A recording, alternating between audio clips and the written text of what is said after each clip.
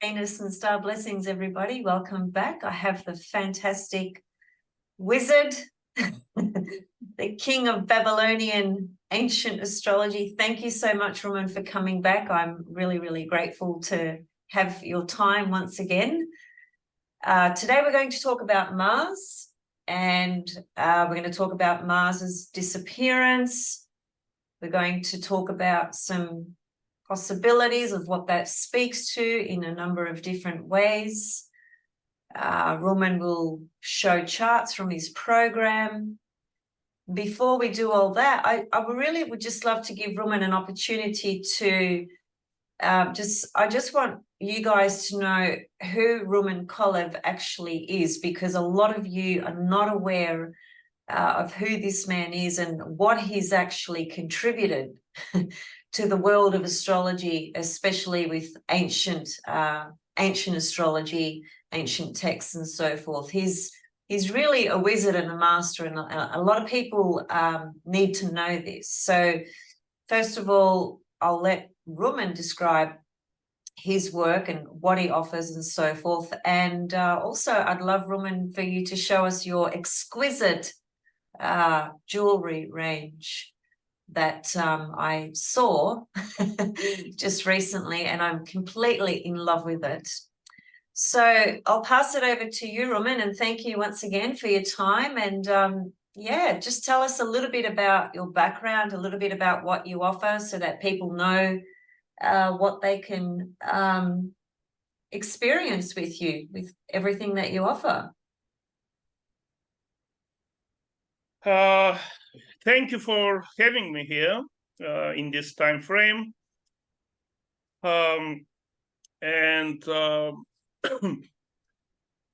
Everything who is interested in astrology, I don't say ancient astrology, because for me astrology is one. There may be different branches, different traditions, but the real astrology is very simple, and it is based on the second principle of Hermes Trismegistus, which is the unity of the sky and the earth. So if we go from this principle, then everything becomes absolutely clear. That there are signs on the celestial globe, there are signs on the sky, which signs are, of course, connected also by this principle with everything on earth. And each of these signs means something for the earth. And from here we can guess easily, first, that what is happening on the sky is important. And what is happening on the sky has significance for the earth. And from here also is following the principle of observation, of personal observation of the sky with naked eye, most importantly, because things that can be seen on the sky can be seen also very easily on the earth. There are things which cannot be seen with naked eye on the sky. And when these things happen, then also happens, of course, something on the earth, but it cannot be seen either. There is something happening, but it is not obvious. So from this principle of observation and of the signs on the sky follows also the importance of the helical phases. Yes. And the helical phases, they were forgotten for 2000 years. like for 2000 years. Like what I have come to, like the latest author who mentioned something connected with the helical phases was one Arab author, I think from the very early, from the 10th century maybe, or somewhere there, where he was talking about the appearance of the planets and the disappearance. But this is the only thing that I saw after Jesus Christ. You know, like it was very short, very short mention, and this is the only thing that I saw in the last 2000 years. Even in ancient Greece, they still knew about the helical phases, and they were writing about them. They wrote in texts that were published. Some of them were translated even, and I saw also the helical phases in Greek manuscripts too. However, the ancient Greeks forgot how to compute them. So they figured out some kind of very incorrect way of computation, which was with the distance of the planet from the sun.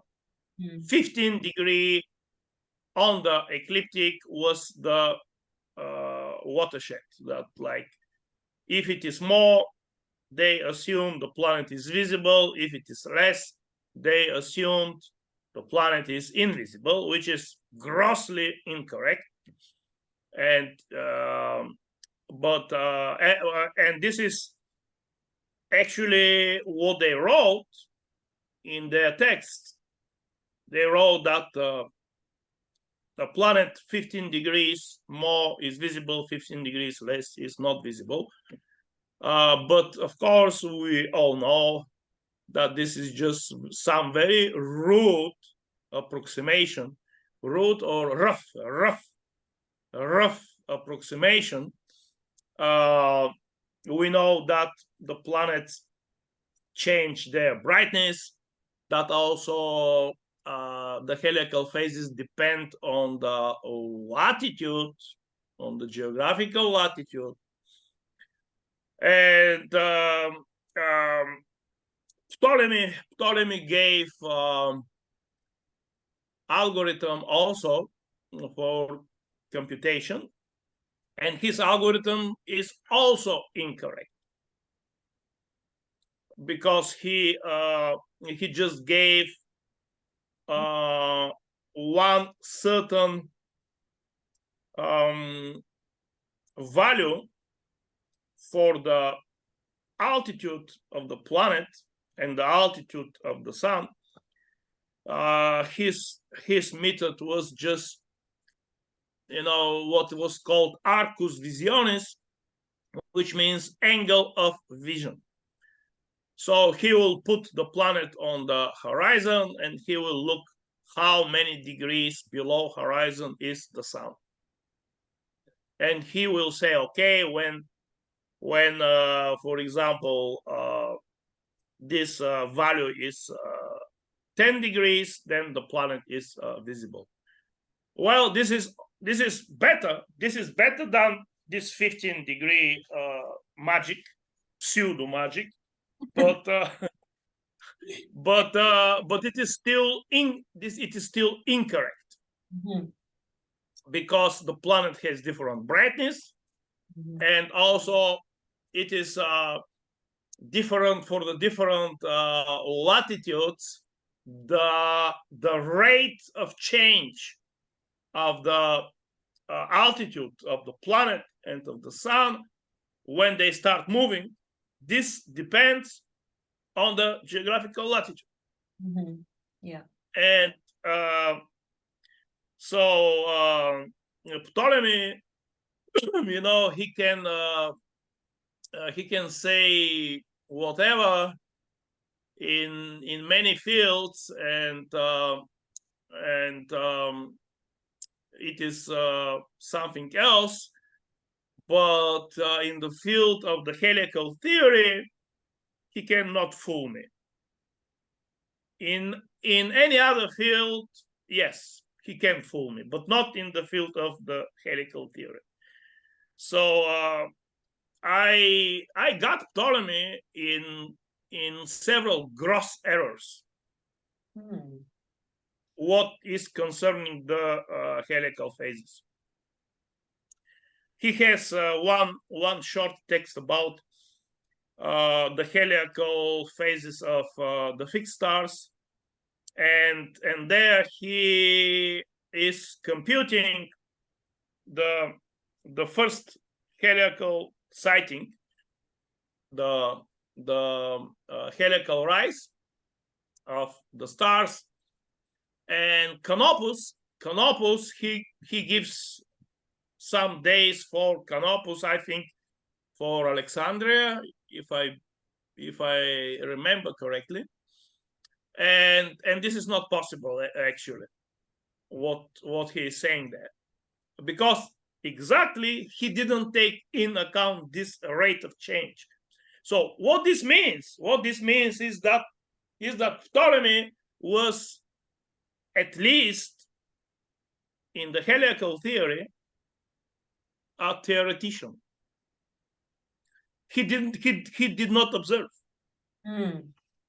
So and this is the big problem with astrology, that for 2000 years almost, very few people observed the actual sky and the helical phases.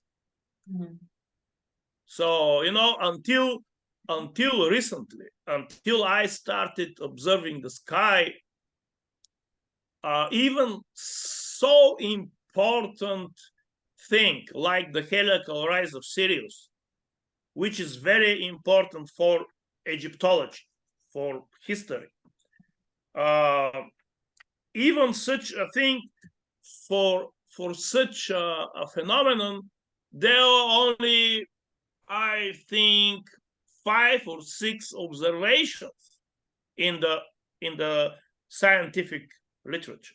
Nobody bothered to get out of his plush office, from his plush university, and to look at the sky. So well, now we have a lot of observations of Sirius, of other fixed stars, of planets, which I made about more than 200 observations of helical phases, and I published them. I published them in my book, the Babylonian Astrolabe.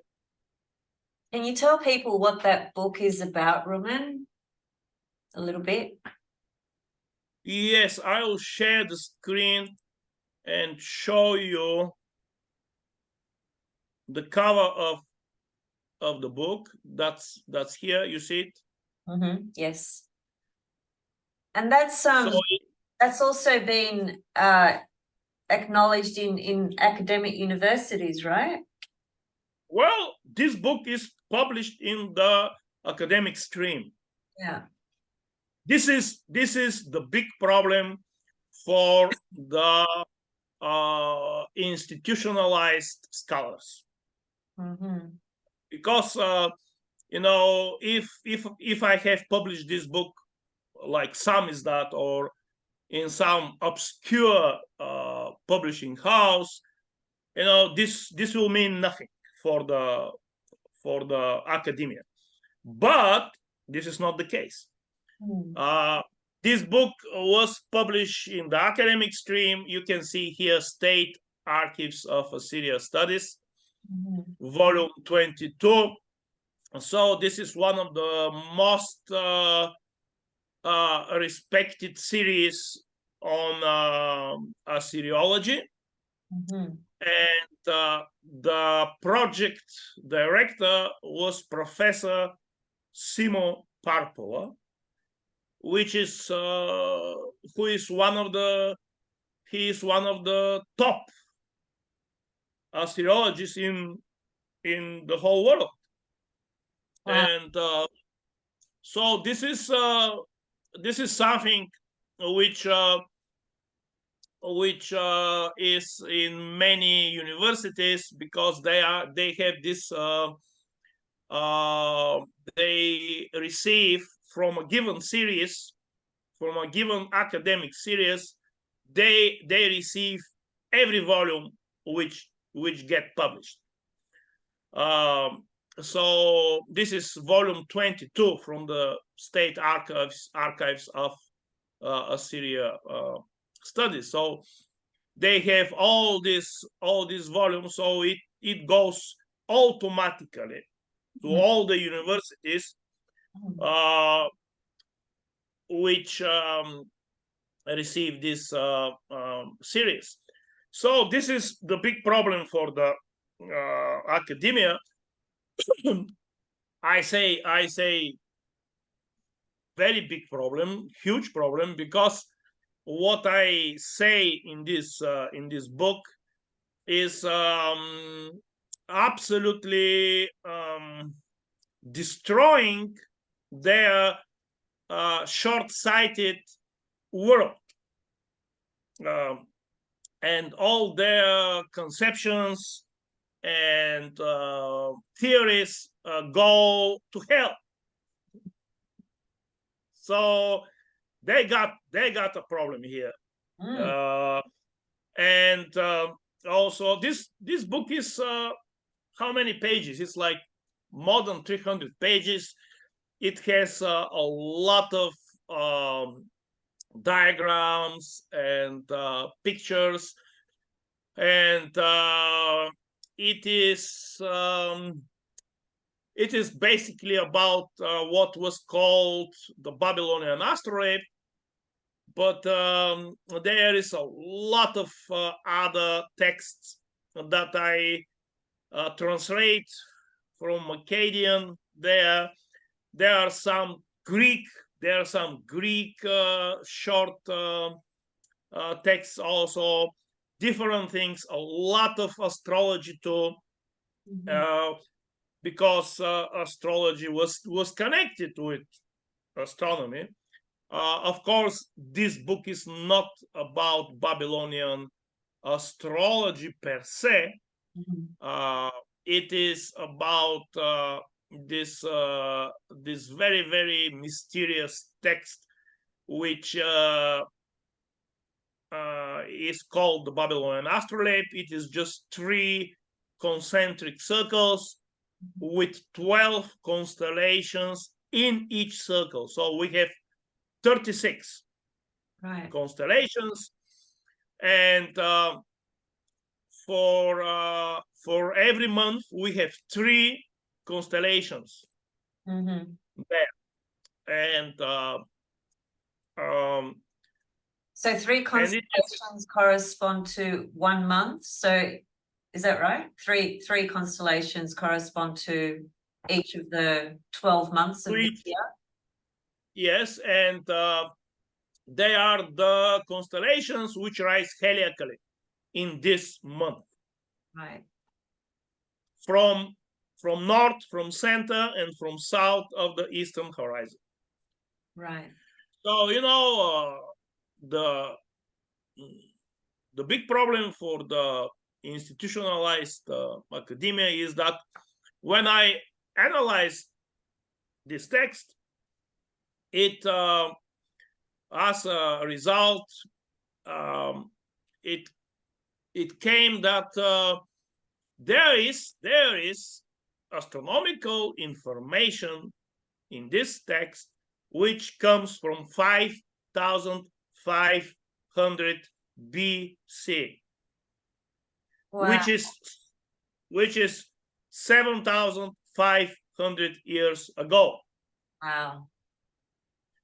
And this is astronomical. This is astronomical fact. Mm-hmm. And because these constellations, they are ordered in these concentric circles depending on where on the eastern horizon they will rise helically. Mm-hmm. But the precession changes their place. Mm-hmm. So there is only one time frame when this information was correct. I mean, the information that is in this text about the constellations arising from north, center, or south of the eastern horizon, there is only one time frame when this was possible, and this is like between somewhere between 6,000 and 5,000 BC. Mm-hmm. Because the precession changes the places of the stars relative to the eastern horizon. So so this is here I have in this book I have also published my observation of the helical phases. I have published also my algorithm for the helical phases. Everything, the text, the divinities connected with all the constellations. There is one also one chapter on the helical phases of the planets. There is another chapter on the helical phases of the moon. There are chapters on the helical theory, starting from the depths of time, Babylon, going through ancient Greece, Ptolemy, medieval, modern, everything. And so, yeah, it is a lot of information there, a lot of things. And yeah, this book is for the academia to think over, because if they accept these facts and these conclusions, then they must turn around 180 degrees. Yeah.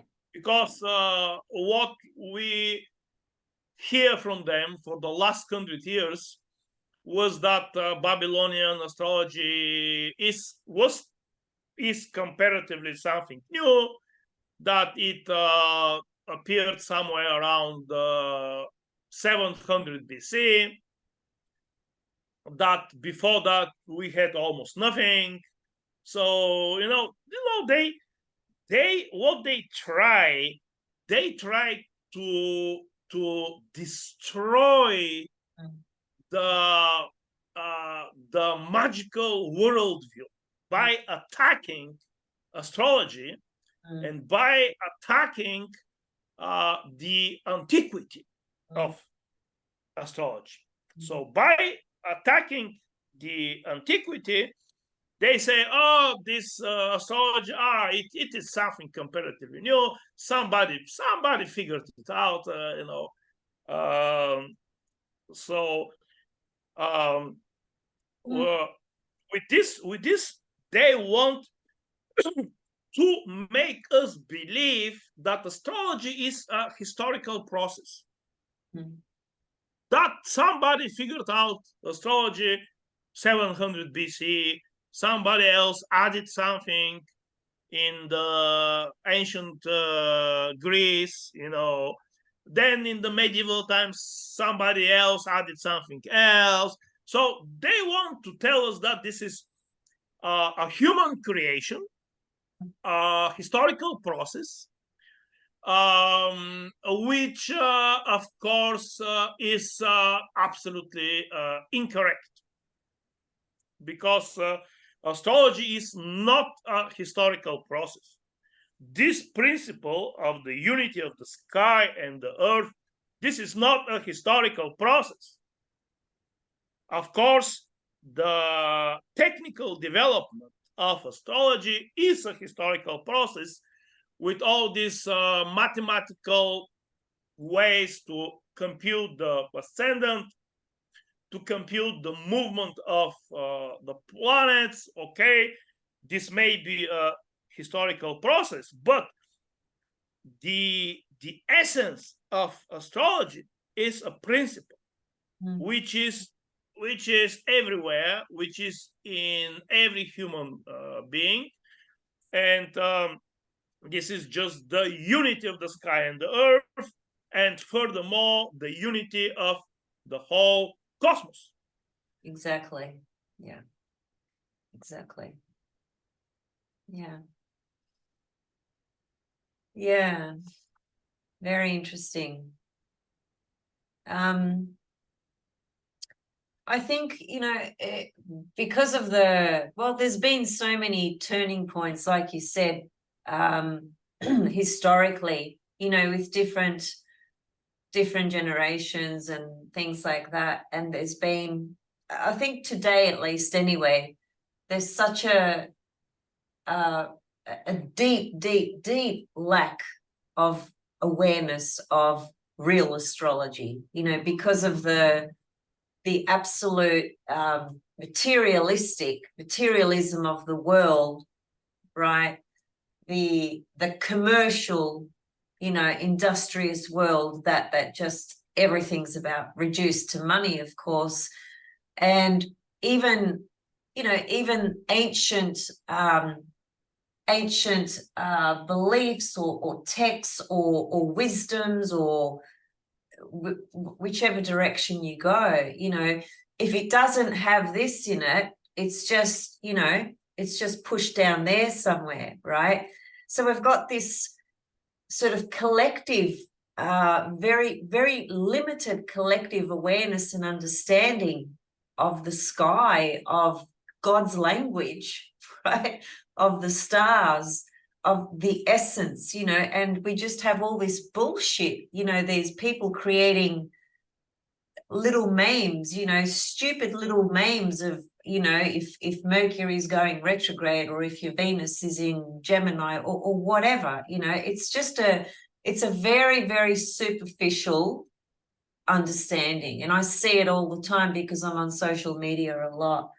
But I guess, for those that do feel the calling to inquire, right, into something much deeper, then, they're lucky. I consider them lucky, because a lot of people will just stay on that superficial, fake, meaningless kind of level of things, right?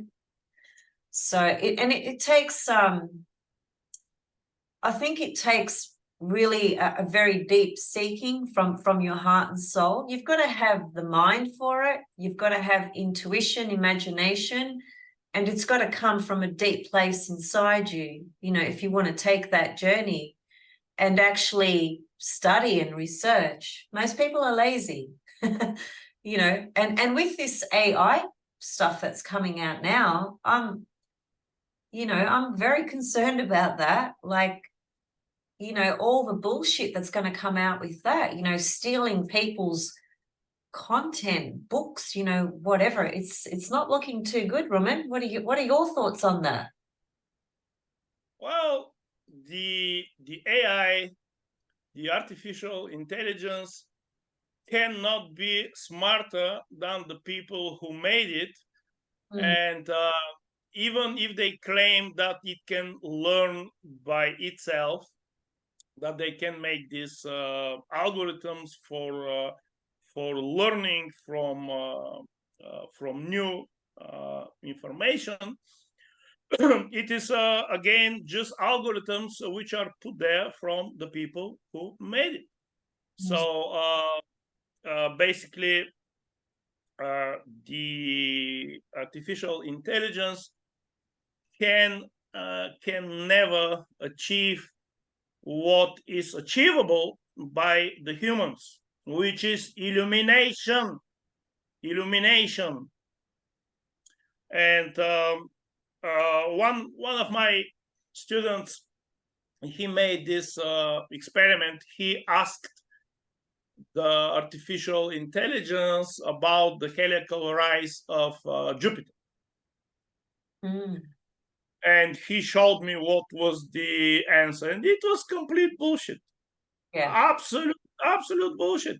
The artificial intelligence even made the error to assert that this was in Egypt. He made this mistake, like mixing up Jupiter with Sirius.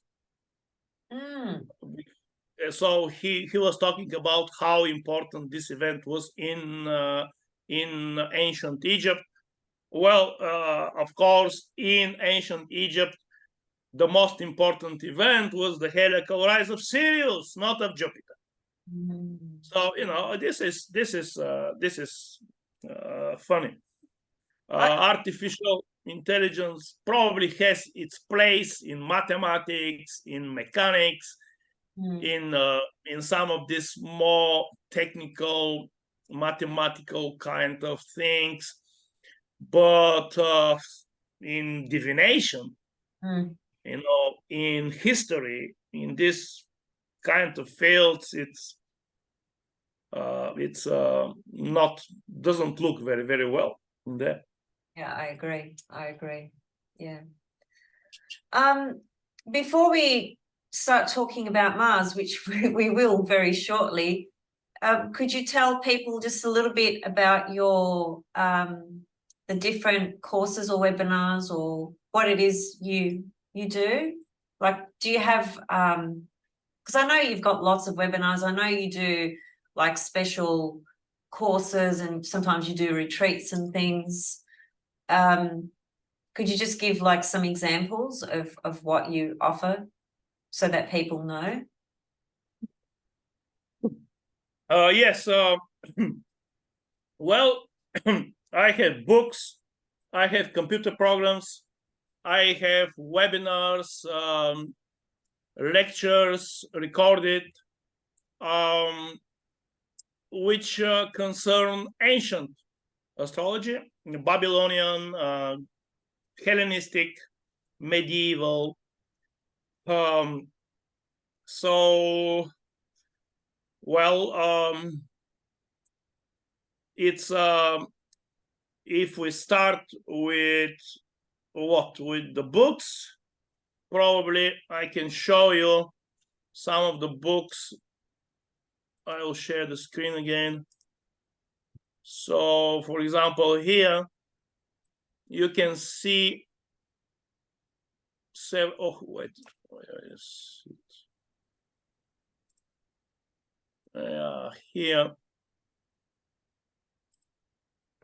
here are some of my books which are in English. Right. How many books have you written, Rumen?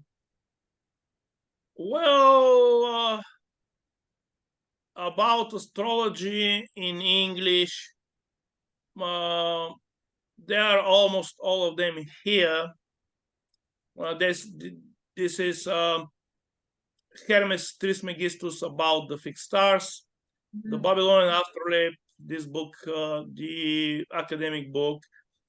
I translated Regium Montanus from manuscript, Latin manuscript. About primary directions, I have three booklets. This is here only primary directions 1, but I have also 2 and 3. Lucas Gaurikos, I translated one of his manuscripts about Ferdinand, which is, there is also a story behind, for example, this book, Lucas Gauricus, for Ferdinand I. This was done when the Turks gathered enormous army and started going to Vienna to attack.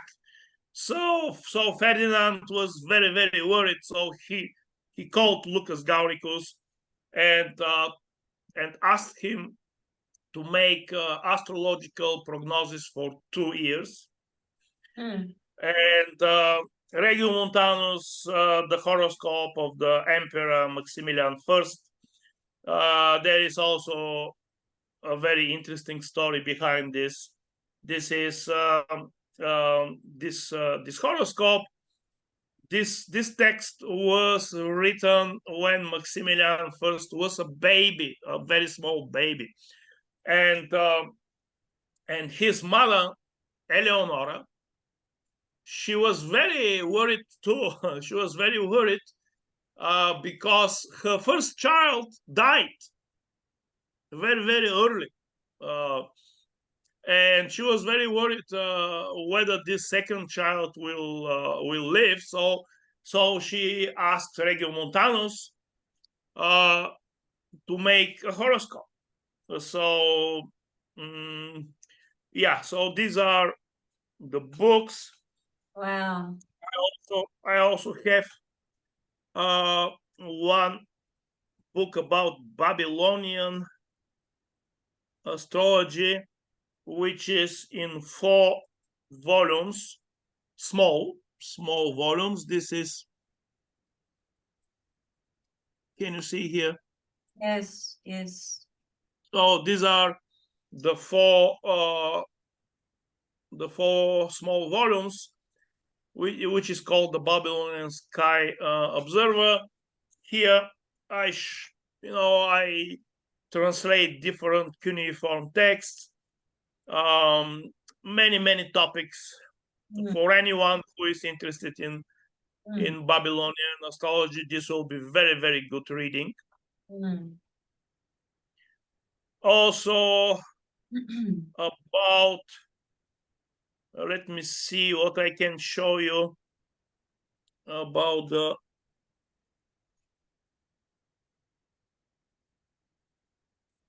So do you have a list of different things on your website, Rumen? I'll put a link to your website underneath the video. If people go to your website, can they see the different workshops or webinars and books and all that on your website? Yeah, well, they can see part of them. Right. Not everything is there. Okay. I simply don't have the time to refresh everything there. Yeah. But if they drop me an email, yeah, I can send them information for webinars and videos. Here is what I sent people. There are 3 cycles of video course in Babylonian and ancient astrology. Okay, there is this seminar in ancient astrology in 2014 in Varna. Every July, I do international in-person seminar in Varna. Okay. So it is about a week, and we have different topics there. Wow. So this last seminar, which was this year, was very, very interesting. We also went around Varna in some very ancient places for observation. So this was not only theory, but also practice. We watched the sky, the stars, the planets, the helical phases. So here is this 2023 seminar of the 6 days. So the last after these 6 days, there were 3 more days in which we observed the sky from different ancient places, like thousands of years ago, places where they observed the sky. So we went there, and okay, there is some new research which I have also videos about this new research. Okay, there are different things here. So this here is interesting too. Videos, webinars on special topics. This part of the list is very important. These are actually webinars that I made together with Lada. But anyone can also order them directly from me. And here is what we have done so far. They are very interesting with information, with diagrams, with discussion, and they come with PDFs also. So that's a really good starting point for people, isn't it? People who haven't studied Babylonian astrology, this section here that you're showing, that would be like a really good starting point, right? For people who haven't studied this at all before. Yeah. Yes, this here and also this here. Right. Okay. So usually people who want to start studying Babylonian astrology, I will advise to get first one of these and then combine them with maybe this two in the beginning, and then also these two here. And when they are done with this, then they can go to the second cycle, and then they can go to the other webinars here. So they'll be studying with you for life. Well, you know, there are yes, this is absolutely true. Because this process of research and new things, new illuminations, it is constantly ongoing. There are constantly new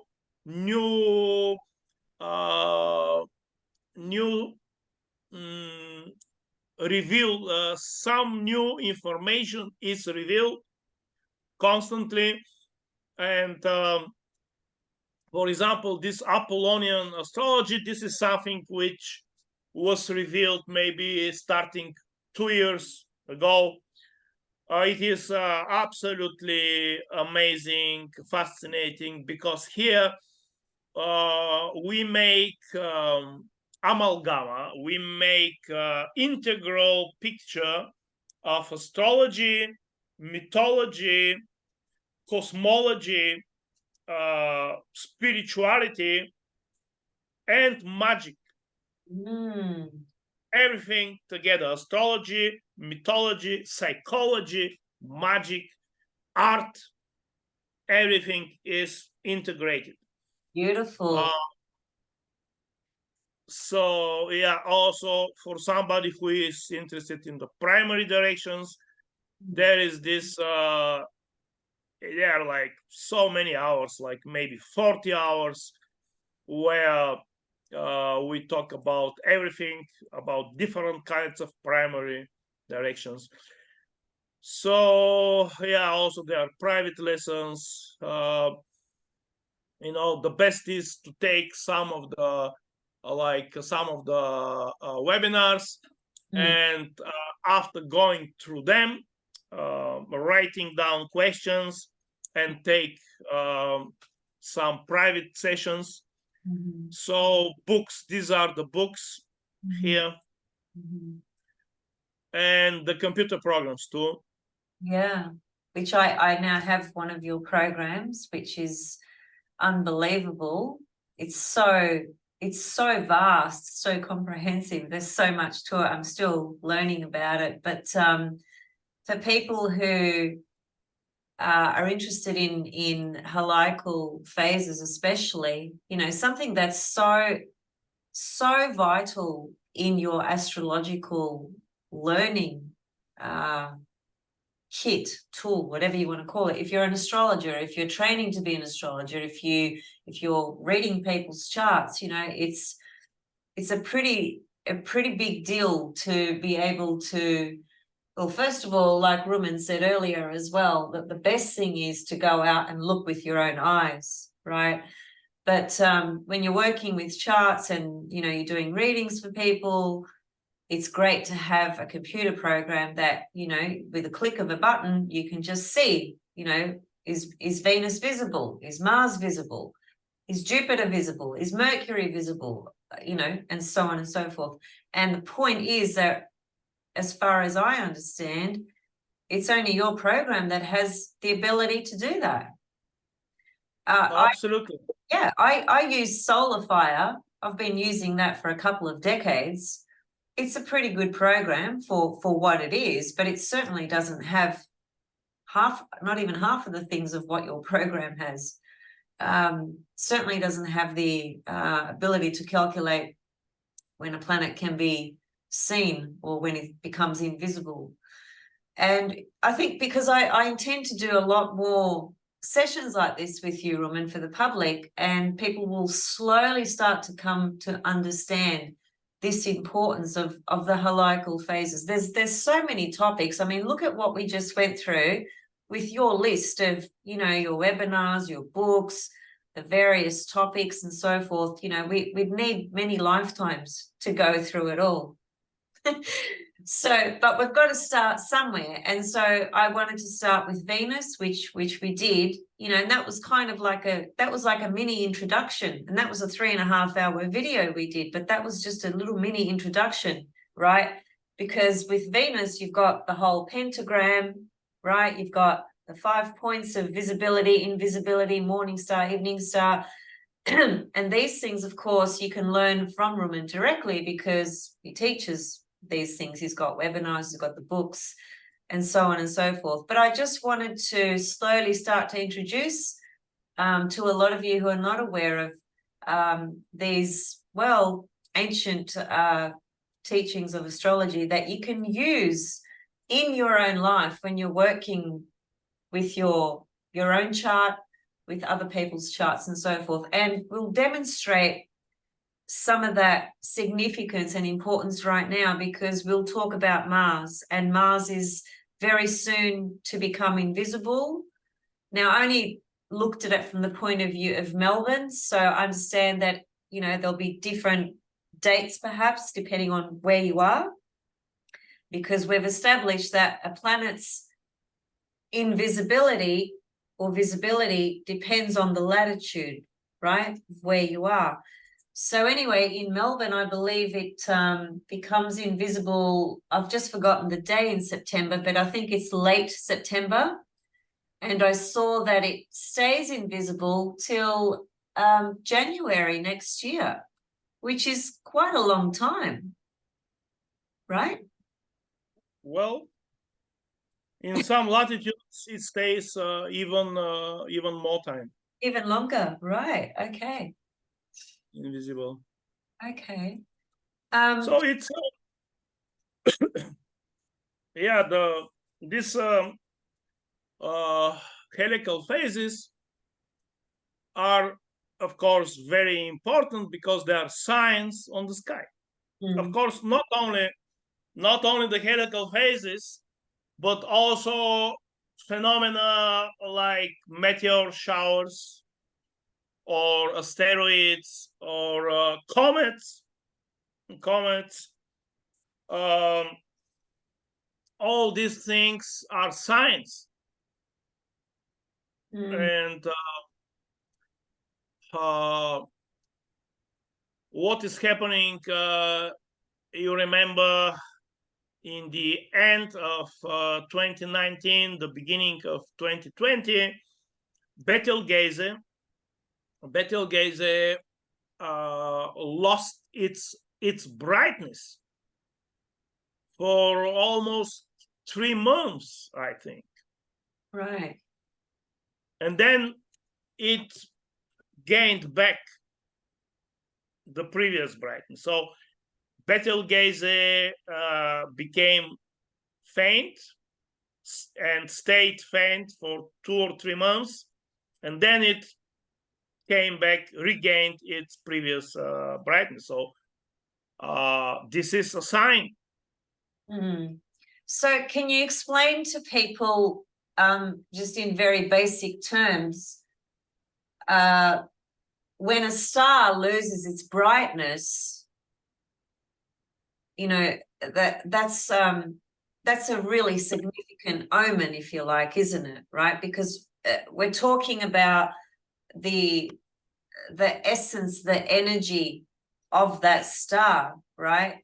Losing its brightness, which means, well, it probably means a lot of different things, but I'm guessing it would imply that the energy and the power of that star is not perhaps as strong as it would normally be. Maybe it's, you know, sort of disappearing, it's invisible, like it still might have power in certain ways, but we can't see it.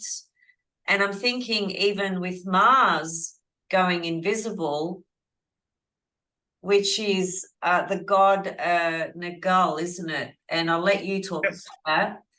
So Nagal is a Mesopotamian god who, as far as I understand very little, so I'll let you talk about it, but just simply to introduce it, he was a god.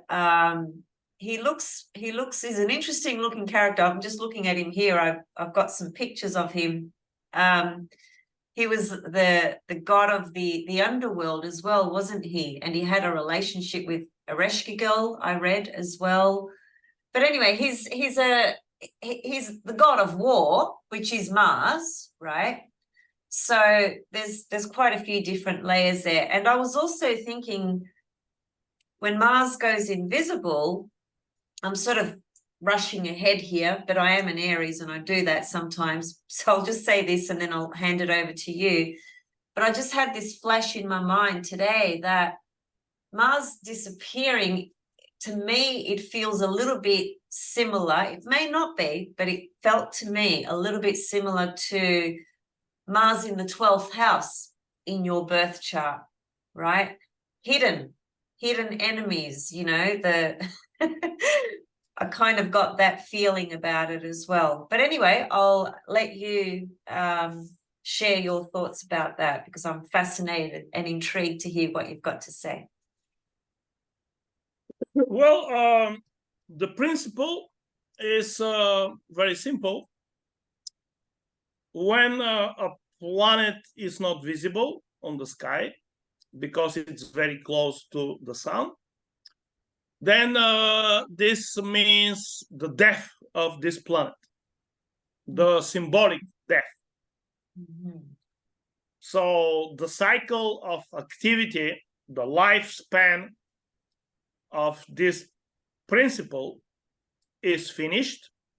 Mm-hmm. And when the planet is invisible, being close to the sun, this is the journey of this principle to the Almighty. And then this principle gives account to the Almighty what this principle has done in time of its lifespan. And there are this principle gets instructions for the new lifetime.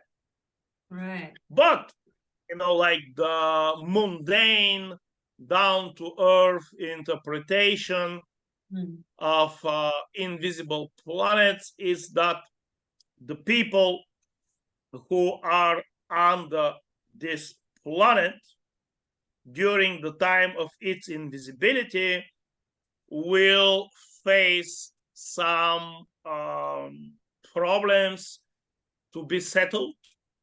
For example, when every time when a planet is invisible, disappears, there are some problems with this principle in the world. Let's say Jupiter.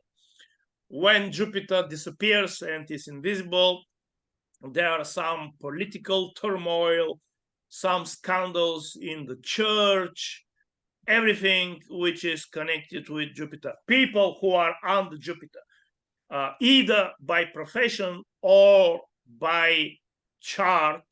You know, if, for example, somebody has Jupiter on their MC during daytime, this person is born under Jupiter. Jupiter is the Almuten. So such people will have some problems. You know, they will not be so successful during this time. There will be some old accounts to be settled and all of this. Also, when a planet disappears globally, this is not good for the regions and for the countries and for the people who are on this planet. Let's say Mars. Okay, Mars disappearing. This means that all people who are soldiers, who are generals, who conduct wars, who are connected with Mars in any way, they may die. The same way like Mars symbolically dies. Right. There may be some revolts. When Mars disappears, there are turmoil in the military.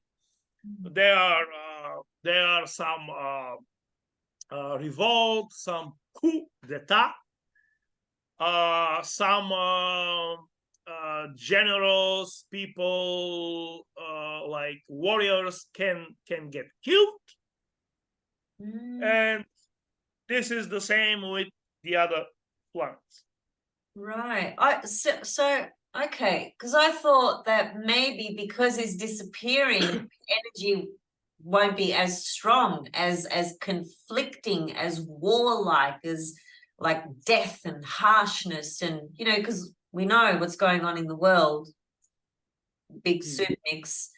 There's so much death and disaster everywhere, especially the last 3 years.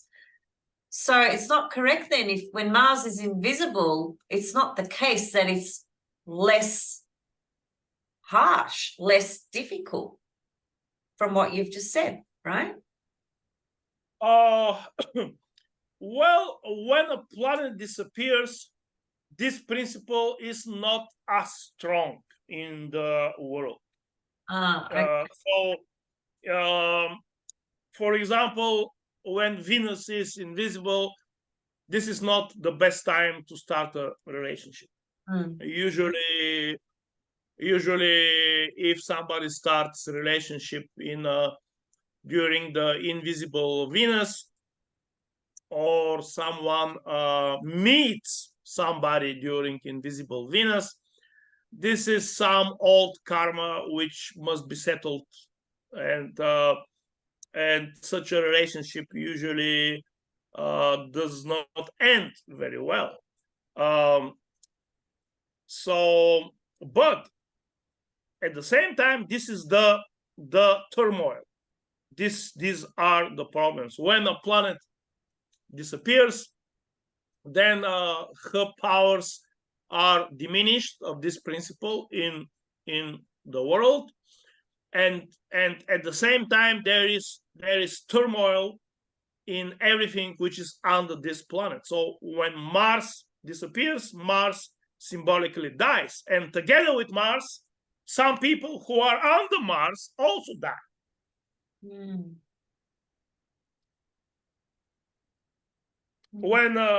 When Jupiter disappears, then this principle of ethics, of religion is not so strong. So all kinds of scandals happen in the church, in the politics. Yes. So let's just say for like the average person, from the point of view of Mars disappearing, would you consider things like, well, if we're looking at a man's chart, it is different to a woman. We still have gender. Only just. There will be always gender, because this is the first emanation from the Almighty, was the plus and the minus, the male and the female. You cannot abolish this. If you abolish this, you will abolish the whole world, the whole cosmos. Absolutely. You can abolish this in your head, but then you will be abolished. So this is like the first emanation, night and day, female, male. Well, of course, there are also other things too, but that's the fact. Yeah, I agree. So just circling back to the question I was going to ask, I was just thinking how people might be able to think about this period of Mars being invisible for themselves personally. And I thought to myself, well, because Mars is a malefic planet. However you look at it, it is a malefic planet, right? A difficult planet.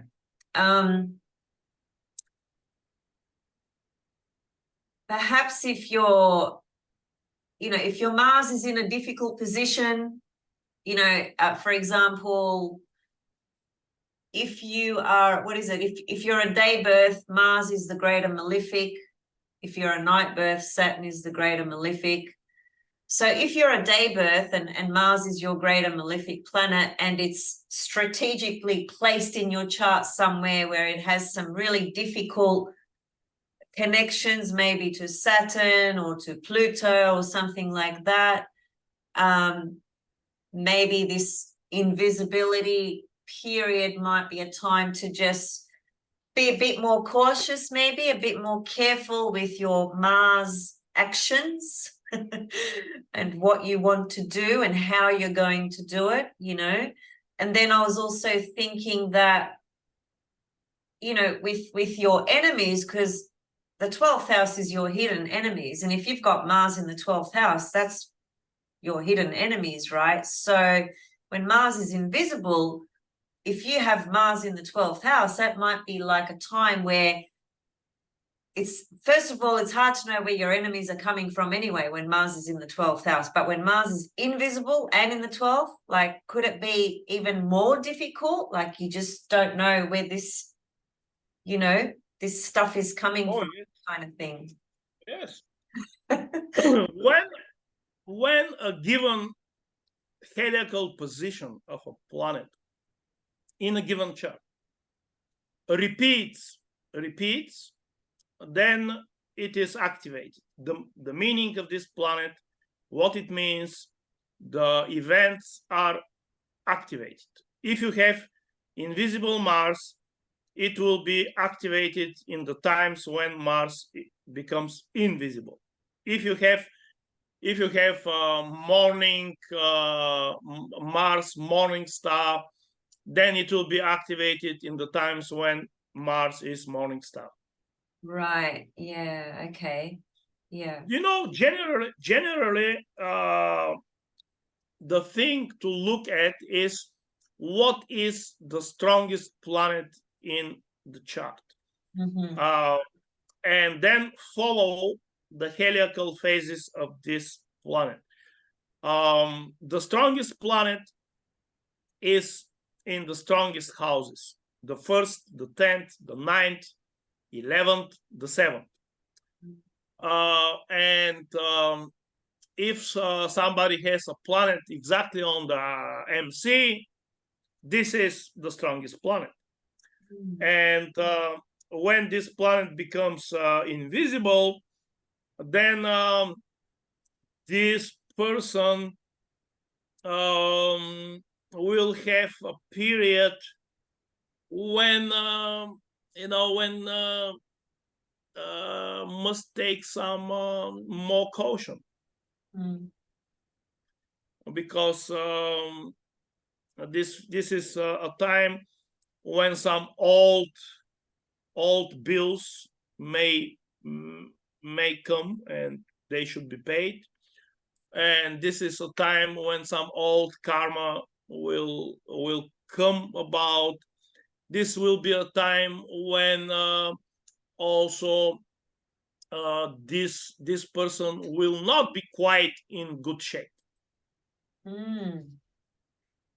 So would that be the same if you were born with Mars visible and now, for the next few months, Mars goes invisible? Is the difficulty of the death of Mars, the disappearance, the things that are implied by Mars disappearing, are they as difficult for somebody who's born with Mars visible?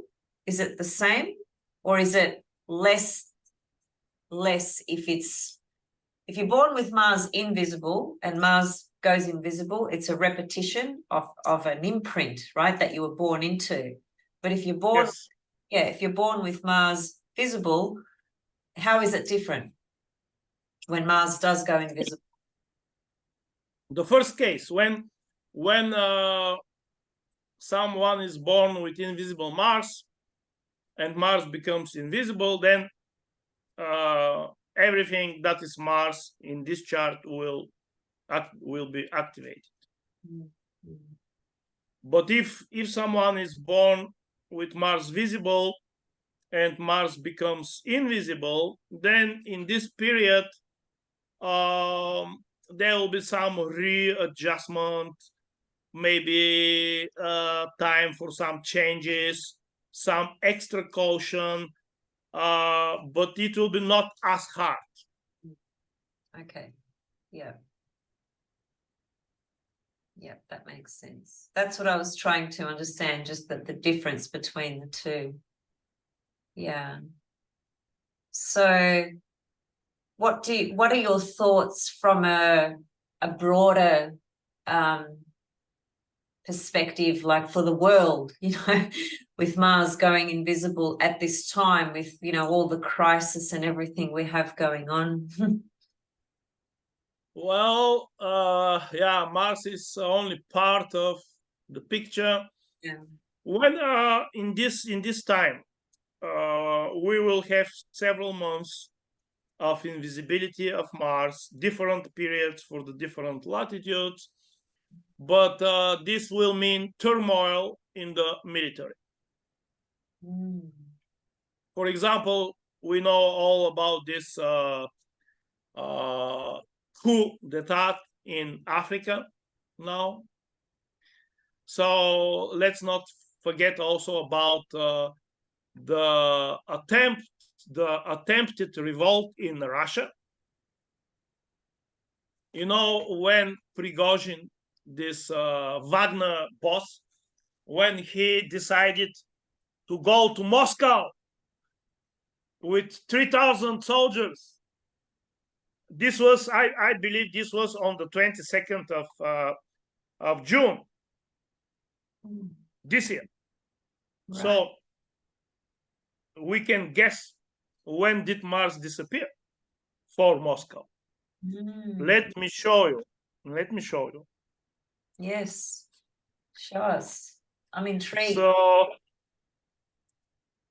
So this here is for Moscow, like latitude 56 north, 37 east degrees. So look here, Mars, above Mars, this is from my program Placidus 7. and module Porphyrius Magus 2. Mhm. So here above Mars, we see EL0, which means evening last. Mm. 0 means that this evening last happens on the day when this chart is cast, and the day is June 14th. See. So if I go one day, so I can go here on the June 15th, Mhm. Mars already is invisible. Yeah. You see, it is gray. Mhm. There is a cross here, and here it is written EL-1, which means that one day before the day of this chart, Mars was evening last, the last day when it was seen as an evening star. So this is for Moscow. So on the 15th of June, Mars is already invisible. Wow. So 7 days after that, and you also remember this principle that plus minus 7 days Mhm. from the helical phase is the most crucial time for this helical phase to reveal in the real world. And we have this time like from June 7 to June 22. And in the last day of this crucial phase, boom, Prigozhin goes with 3,000 soldiers to capture Moscow. Wow. Oh, wow. So, yeah, and if you put the sun on the meridian of Moscow, then Mars will be in the 12th house, and the ascendant will be the last degree of Leo, all of which is, not very nice. Also, we have this square here between the moon and Mars. We have Sun conjunct with the horns of the bull, and also I will show you something else here. Okay, we can go also to June 22nd. I think this was the day when the revolt took place. Boom, here the moon is conjunct with Mars. Wow. And also, you know what happened to this guy Prigozhin? I think on the 22nd of August he was in a airplane crash. So Really? yes, on the 22nd of August, the plane exploded and he was killed. So here you go, invisible Mars, some very, very important and famous military leader is dead. Wow. See, we don't, I wasn't aware of any of this, Rumen, because the stupid mainstream news here, they don't talk about this stuff, it's not mentioned here in our news. We don't even hear about it. But this is like an absolutely phenomenal example of Mars invisible. Classic. Oh, yes. Wow. There was also one. There is in my country, Bulgaria. There is also maybe several weeks ago a guy who was also under Mars was killed. He was famous. He was connected with politics. He was ex military commander or some from this very elite military circles. Mm. And he was killed too. So I suppose that this is going on in the whole world. Mm.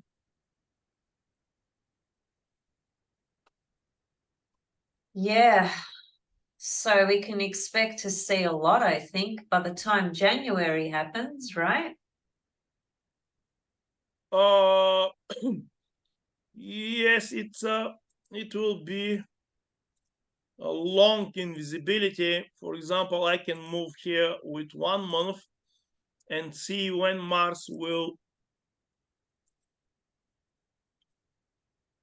There will be, right, okay, somewhere around November this year, there will be a conjunction of Mars with the Sun, as you can see here. Here you see Sun and Mars in the beginning of Scorpio. There will be a conjunction. So this will mean some change in the war of Ukraine and Russia. There will come a change. And also, this is not only conjunction. This, I believe that this is also occultation of Mars and the Sun, which means that the Sun, the disk of the Sun covers the disk of Mars on the sky. So we can see here in various data. So let's see here. Okay, Mars is 201. All right, we can move maybe with, let's see, if we move with 1 day. Okay, Mars is 243. Okay, we must move with 1 more day.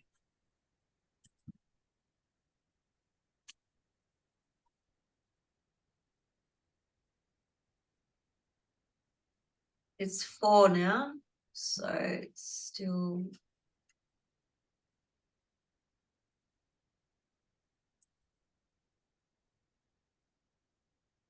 Okay, it must be somewhere here.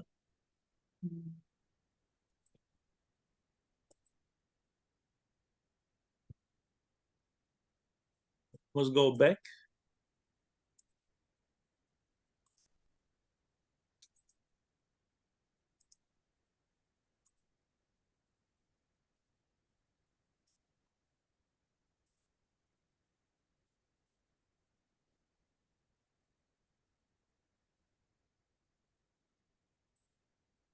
We're pretty close now.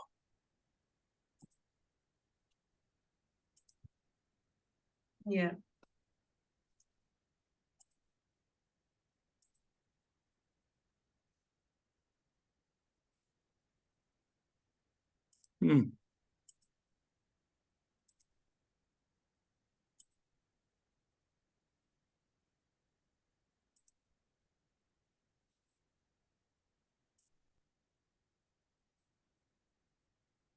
Here you go. Now they are both on the 18th of November. They are both 0 degrees 31 minutes of Babylonian Scorpio. And you look at the latitude of Mars. It is 6 minutes south. So it is the sun. The sun is the diameter of the sun is around 30 minutes. So this point here, which is 6 minutes south of the ecliptic, will be covered by the disk of the sun. Wow. So this is something which happens rarely. Right. And this is possible that there will be definitely a major change right. in in this war. I hope that there will be some armistice, or even some kind of I hope that that several months after this the war will stop, at least for a given time. Because the sun covering Mars is a sign that there will be a major change in the activity of Mars, and all kinds of wars. Wow. Which are happening at this time. So, well, let's hope that, okay, this is happening on November the 18th at this time here. So they are for this time, they are in the rising sign at Moscow. Yeah. So that's good, yeah. isn't it? That they're on the ascendant there, on the rising sign. Oh yeah, this means that there will be this when you make the chart for this exact moment for a given place, this will show how important will this be for this given place, and if this happens in the rising sign or in the culminating sign, this is of utmost importance. Yeah. So definitely what we can say here, 99% sure, is that there will be a major change, and will this be like stopping of the war or the next level? I believe that the chances are that this will be frozen, that this conflict at this time will start the process of freezing the conflict, or will start the process of finishing of this war, which will happen probably in 2024, because this will need some time to trickle down. Yeah. But I suppose in 2024, either this war will be finished or it will be frozen, or there is another chance, because I just heard that there is a comet which will appear on the 12th of September. A new comet visible to the naked eye, which they say that it is already we can see it with naked eye 1 hour before sunrise or 1 hour after sunset. Right now it is very cloudy here in Varna, and I have not tried to see it, but it all depends how powerful will this comet be to the naked eye. Right. If it is very powerful, then it is a game changer. If it is very powerful comet, then fasten your belts. There will be more wars. There will be more epidemics. Comets almost always are portents of very tumultuous times. Really? Yes, but all of this depends on how this comet will appear to the naked eye, and actually nobody knows how this will appear. Nobody knows how a comet will appear to the naked eye until they see it. So they see it. So we still don't know how powerful will this comet be. I think its name is Nishimura, but you can check, you can find it. So don't forget the comet which appeared, I believe, in 21, right? Mm. I think this comet Neowise Yeah, appeared. I remember that one. Yes. Yeah, we can, if we look here, Neowise, which means the new. Yeah, here it is. Let's see. When I think she was in 21.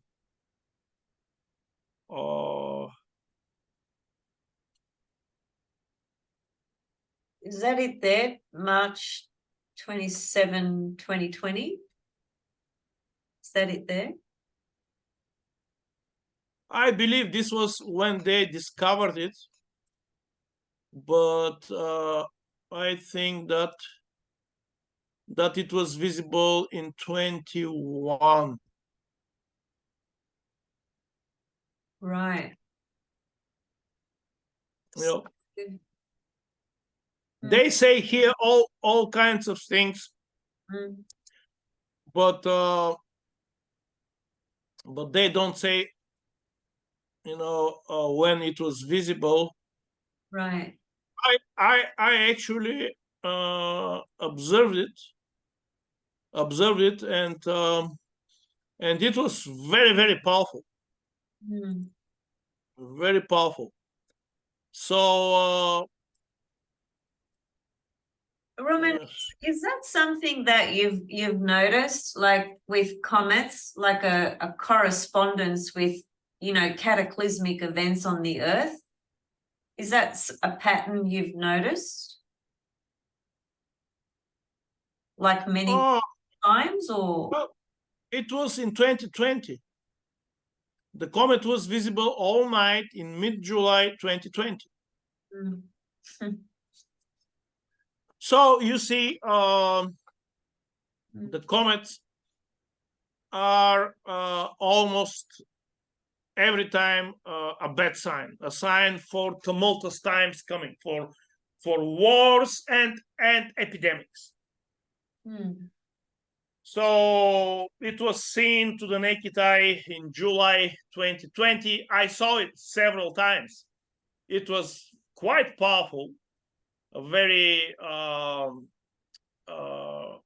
very solid light. I saw it in the just before sunrise. So Bulgaria? yes, here. So we all know what followed. Yes. So all this COVID kind of craziness, all these mandates, this vaccination, this kind of so many panic and death around the world, and then less than 2 years later, the war. So it's the comet. The comet does not work for a month or two. Even for the comet does not have impact even for 1 or 2 years. The comets work for decades. For decades. Really? Oh yes. Oh yes. So it's also they in if we know how many days the comet was visible, then we can transform 1 day 1 month. And we can guess what will be, how long will this comet be active, but usually it it can be even years, 1 day, 1 year, depending on where the comet is. So I suppose this comet was important for everything that is happening now. All these wars, Ukraine, Russia, all this kind of craziness with China and the United States and everywhere. This kind of wars between the superpowers intensifies, and the signs are there. The comet and this new comet, which will come now, we must look, we must observe it. They say that on the 12th of September it will be mostly powerful. We will see this. Yeah, and found it. and yeah, so don't forget also that the spring equinox in 2014, the spring equinox entered into the Dodecatemoria of Aries, which is the second Dodecatemoria of Babylonian Pisces. So you see this orange dot here in Pisces. This is the spring equinox. And the Dodecatemoria are here. The first one is Pisces, the second one is Aries, and the spring equinox is moving back. So right now is in 4 degrees 52 minutes, but in 2014 it was in 500, which is the border between the Dodecatemoria of Taurus and of Aries. Right. So we entered in 2014, actually, the world entered into a completely new era, which will last for 180 years, which is under the topic of this meeting, Nergal, Mars. Okay. That's not very encouraging, Rumen. Well, there are times to sow, there is time to reap, there is time for love, there is time for war. I know. You see, every moment is perfect. In every moment, the world is in a perfect balance and in perfect beauty. But the moments are different. They require different kind of response. And such kind of times, which are trying times, are very useful, actually, because in such times you can see who is who, what is what, and what is covered is revealed. It's revealed. I remember during the time of the COVID craze. I remember the reactions of some of my relatives, of some of my close friends. Yeah. And then you see actually who they really are, what they are in their deep side. Absolutely. Some of the people that I knew very well, they stayed for years closed like mouses in their apartments, paralyzed by fear. So I would not know this if this did not happen. Yeah.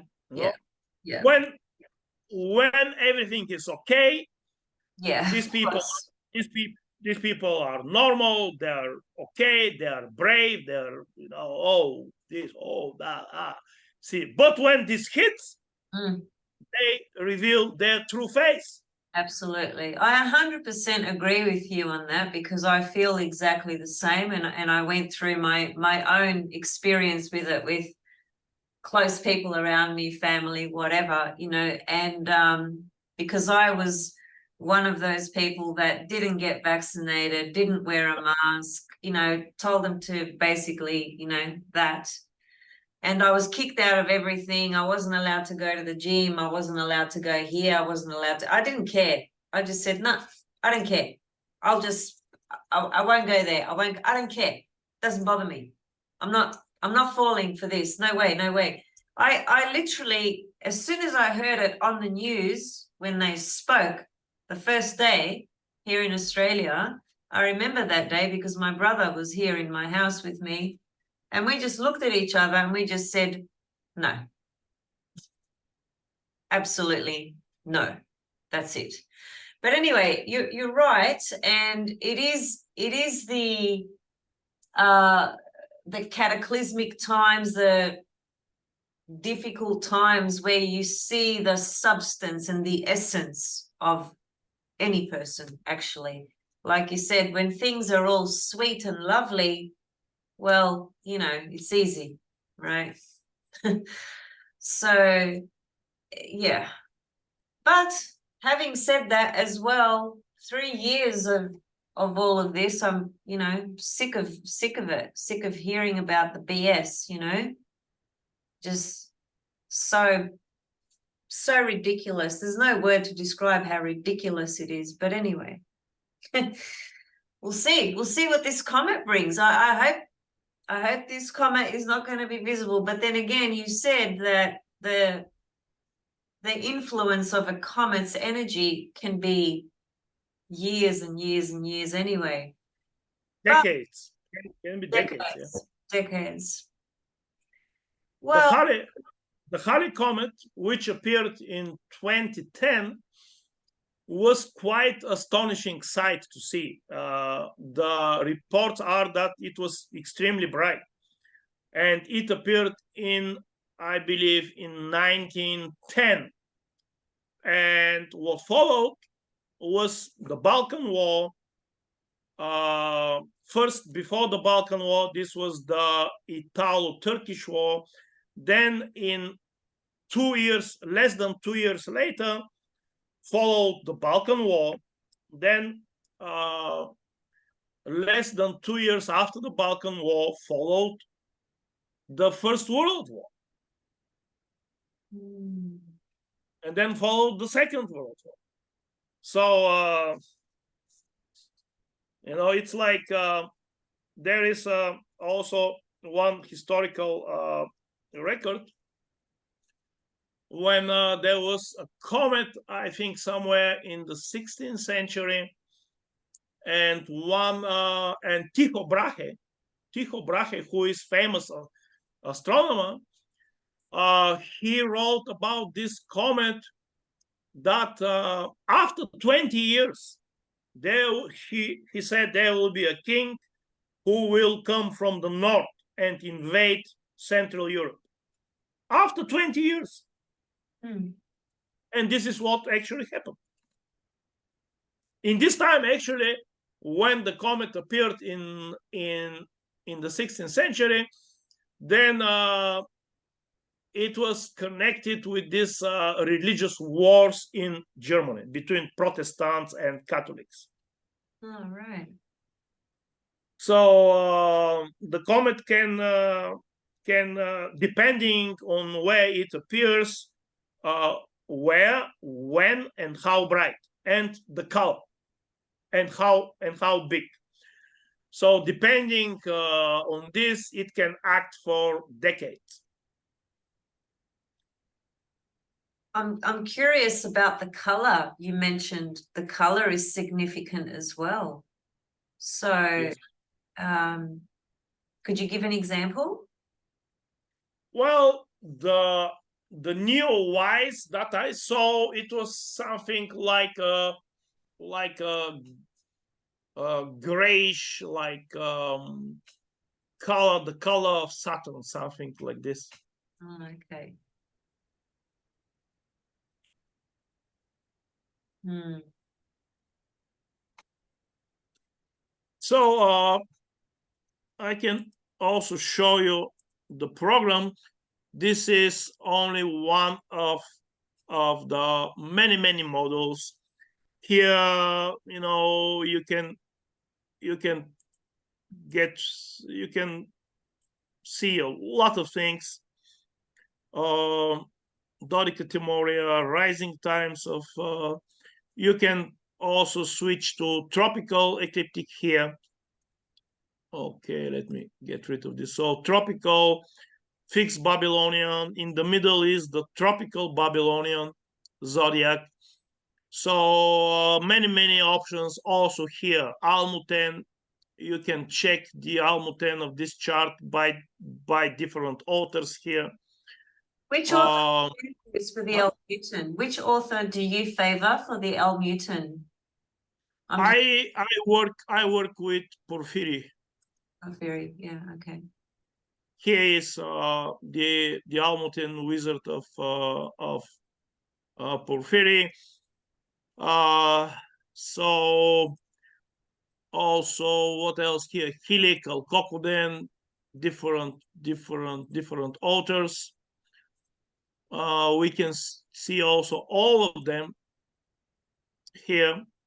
These are the authors here in the central column, and here are the results depending on what factors we take in account. So very rich. Yeah, absolutely. I just remembered when you used the example of John F. Kennedy, and I think for him it was, what wasn't it, Venus that came out on every calculation. Didn't matter which author you took, it was the planet Venus that came out for every single level. Is that correct? Am I remembering that correctly? There are some people where if you go here and you can see on the right only one and the same planet. So these people, they are the most pure embodiment of the spirit of this planet. Yeah, that makes sense. So I think John Kennedy was, well, I'm not sure, but yes, I think yeah, yes. I think it was Venus that came out on every level, from memory. So do you have classes? Sorry, let me reframe that question. In the material that you showed earlier about your classes and courses and the different options, obviously you talk about the high leg, the Alcockeden and Almuten as well in those classes, because there'll be a lot of people that won't know what this is. I'm familiar with these because I've studied medieval astrology, but I'd love to, maybe, I don't know if you're interested in doing that, but maybe at some point doing a short video like we are today, and just maybe introduce the Almuten or Alcockeden or all three, because I love the way you have these words connected to the high leg, the Alcockeden and the Almuten. You know how you've got the ego, God's light, the angel. I'd love to hear more about that.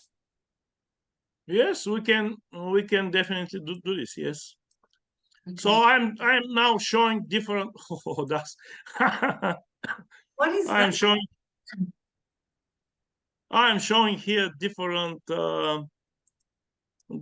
models here. These are models for primary directions. This model is primary directions. This is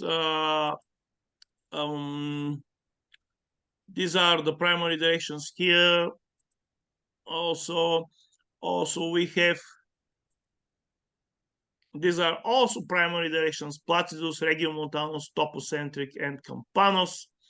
You can change. Primary directions do you use? I use Placidus. Right. Okay. But also, every primary direction has its own logic, and it reveals a different side of event.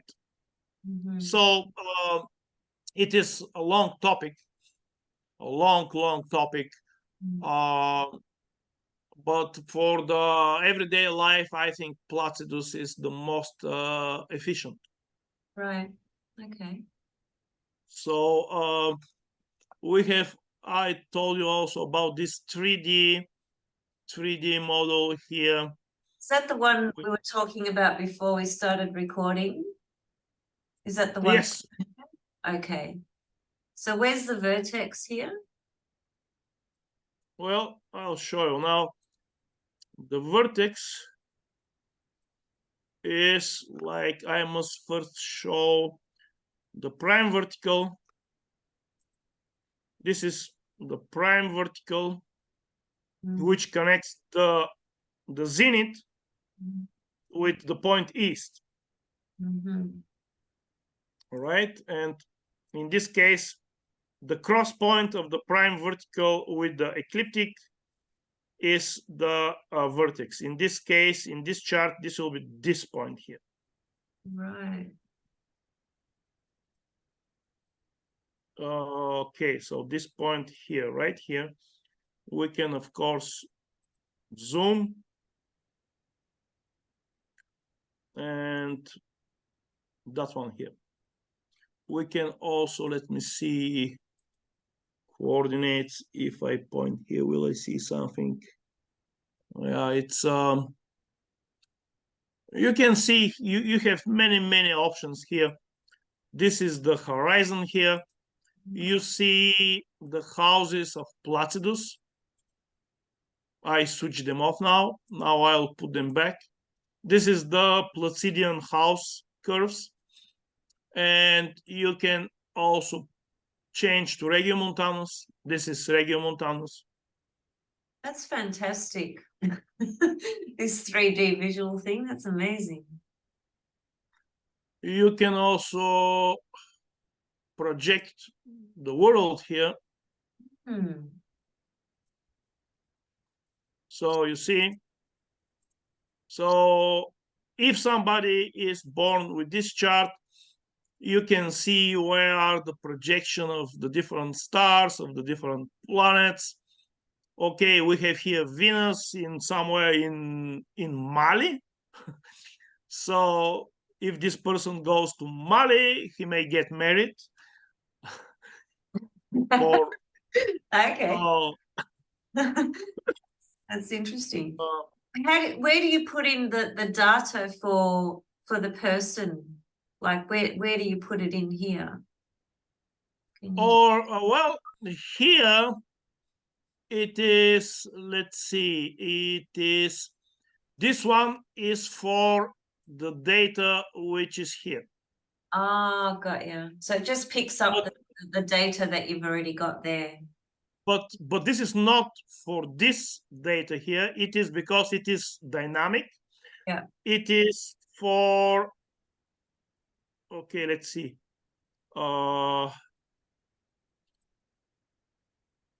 Because with the dynamic mode, you can change the time and you can change the place.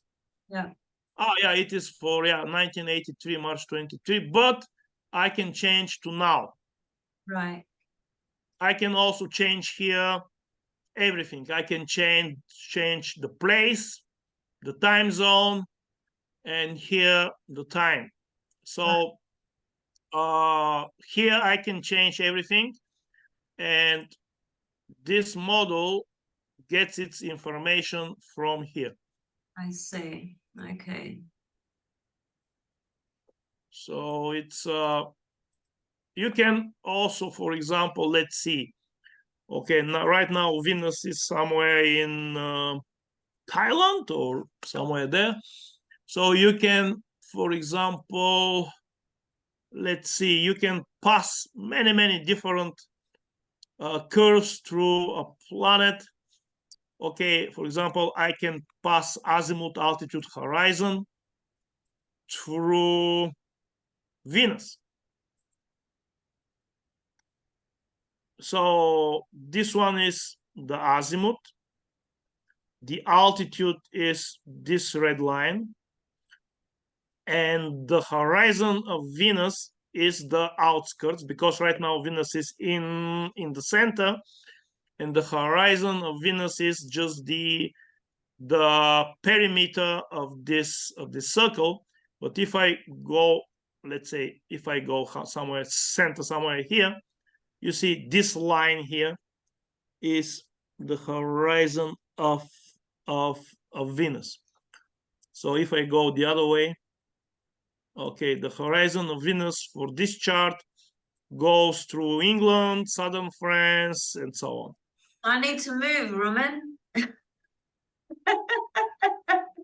Well, yeah, well, everybody needs to move. So, so you can. I'm all the way down here, right down here. You can pass many different. So, for example, Placidian Mundu conjunction and oppositions. This is the line of the Mundu conjunction of Venus here, this line here, which is Placidian. So there are so many different things here. Like you can project everything on the sky on the Earth, and the modern astrocartography, they have only very few projections. They have projections of the horizon and of the right ascension. They have only these two. Basically, most of them have only the horizon and the right ascension of the planet, and that's all that they have. But here you can project everything, almost everything. So this is one interesting model. You can also, see this double here. You can change the color. You can view from outside or from inside. Yeah, let's say if we want to track Venus, well, we must do a little bit. Okay, it's like include. You can primary directions, transits on radix, observatorium, so many things here. Those primary directions and things over the globe. Yeah, you can see the primary directions on the celestial globe, and you can project it. Oh. Yes.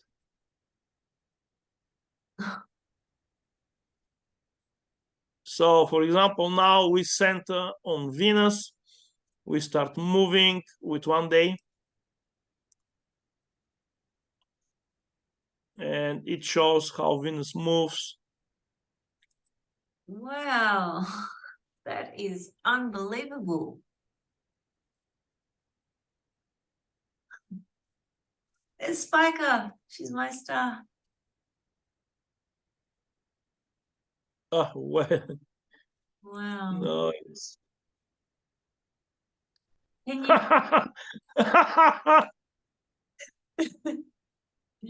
you You can stop. You can move with one step.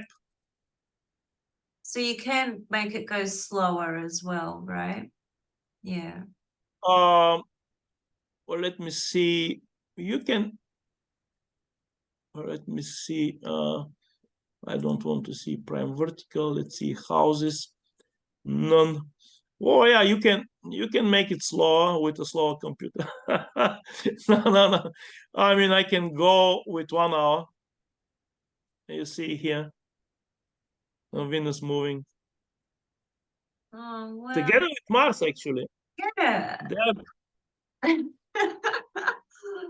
That is so cool. Wow. You can show also the zodiac. Let's see, zodiac observatorium. Ah. The moon is so quick here. I know, right? Yeah, she's always very fast. Oh, wow. That's a whole new toy for me to play with now, Rumen. I'll never leave my house now. Look. Wow. Yeah, you can put different step here. Now is 1 day, now is 12 hours, 2 days, so Wow. 2 hours. That's just magical. Yes. Yes, there are so many options here.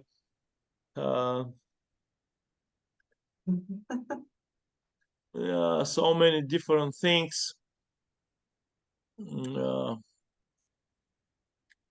So if you guys are interested in Rumen's program, I mean, he's just shown you like the tip of the iceberg. There's obviously so much to this program, but definitely worth an investment, because he quickly showed you, I don't know how many of you saw it, but you can use his program with the tropical zodiac, and you can use it with the Babylonian zodiac with a click of a button. Yes. So, you know, it's very, very one thing that I want to tell you here is that let me see, is that there is a common mistake being made by people who start to study Babylonian astrology, and this mistake is that they start to interpret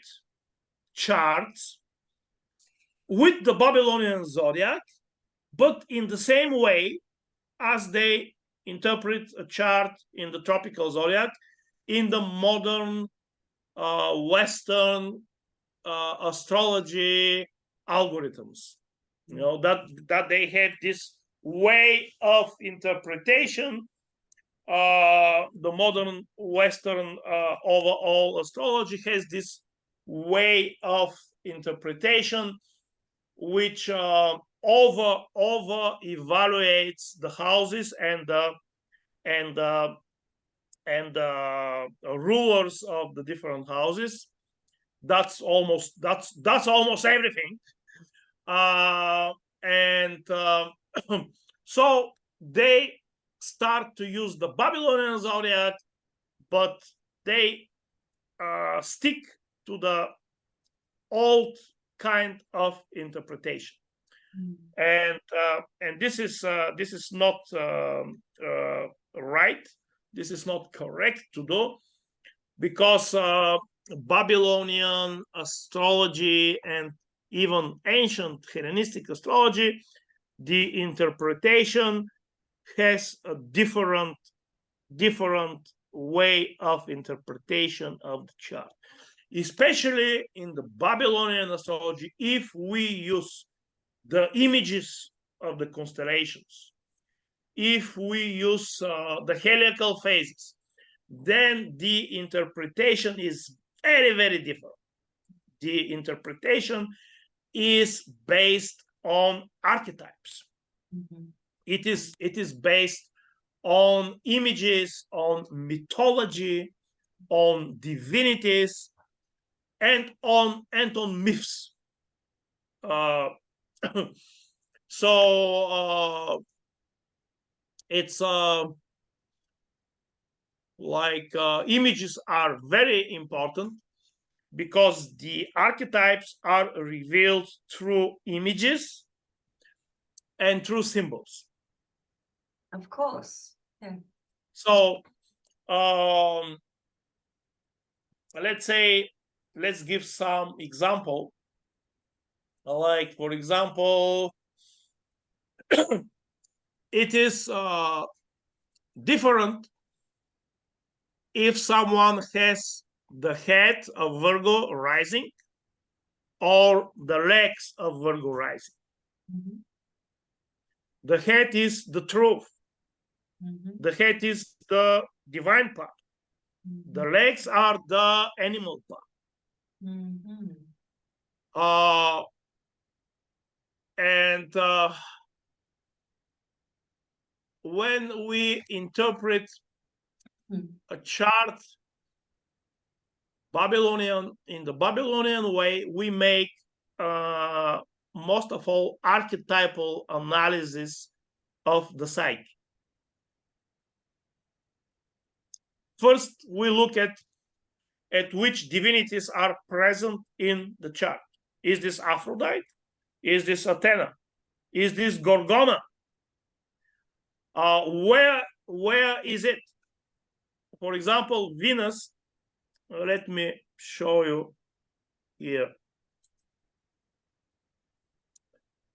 Okay, we have here, for example, if we have Venus here in this rope which connects the two Pisces, you see, there is a rope which connects the two Pisces. Can you share your screen?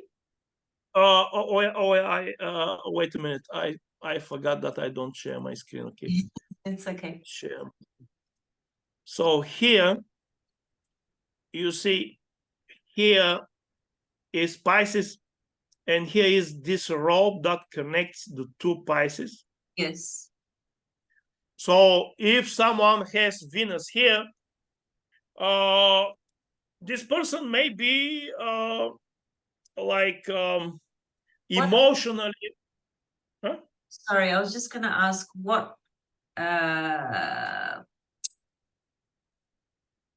like how do you determine where they if they are in that point? Sorry to interrupt you because I really want to hear what you were going to say, but I just want to understand. So if somebody had Venus here, you'd get the degree. So what degrees are we looking at? Well, it's like it's more visual, that you must see where is Venus in the image. Okay. So, and if it happens to be exactly in this row, well, of course, you can calculate which degree, what latitude in the tropical, in the Babylonian, but this is again something cerebral. Okay. You know? Got it. This is not visual. Okay. Archetypal astrology. This is visual. You see images, you see divinities where they are, exactly in what image. Are they high? Are they low? So, for example, if someone has Venus here in this rope here, and exactly in the rope, not somewhere around it, but the more pure case will be if it is exactly somewhere in the rope, and also in the knots. There is a knot here, and there is a knot here. Then this means that this person may be emotionally dependent in a relationship.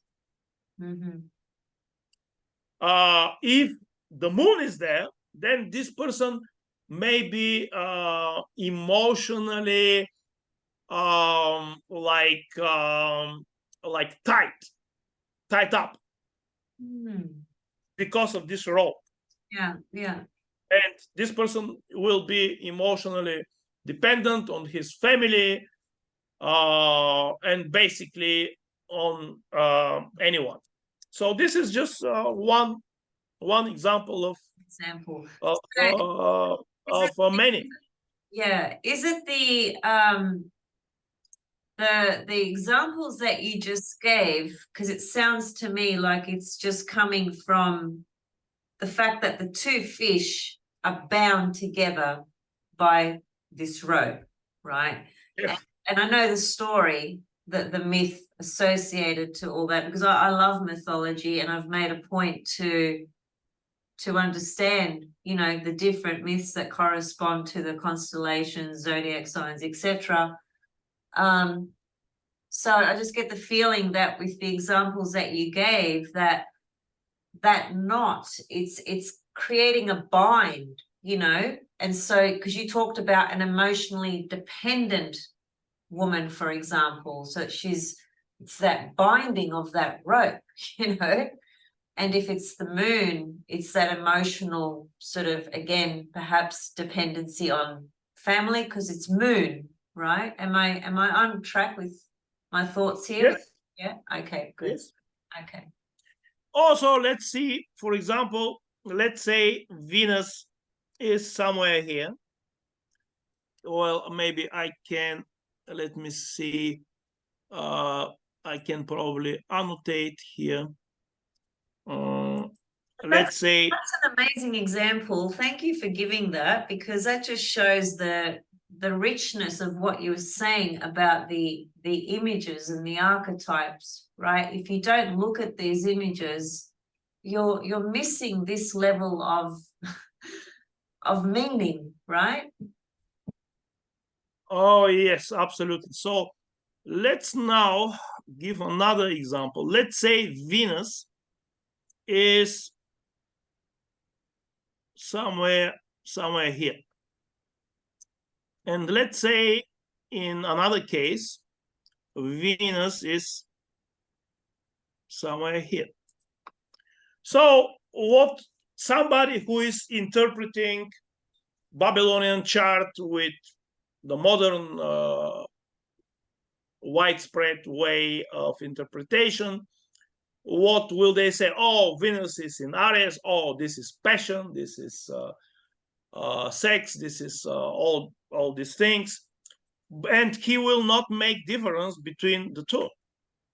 And there is a huge difference because this part here, this fish here, is actually in ancient times there was a constellation here in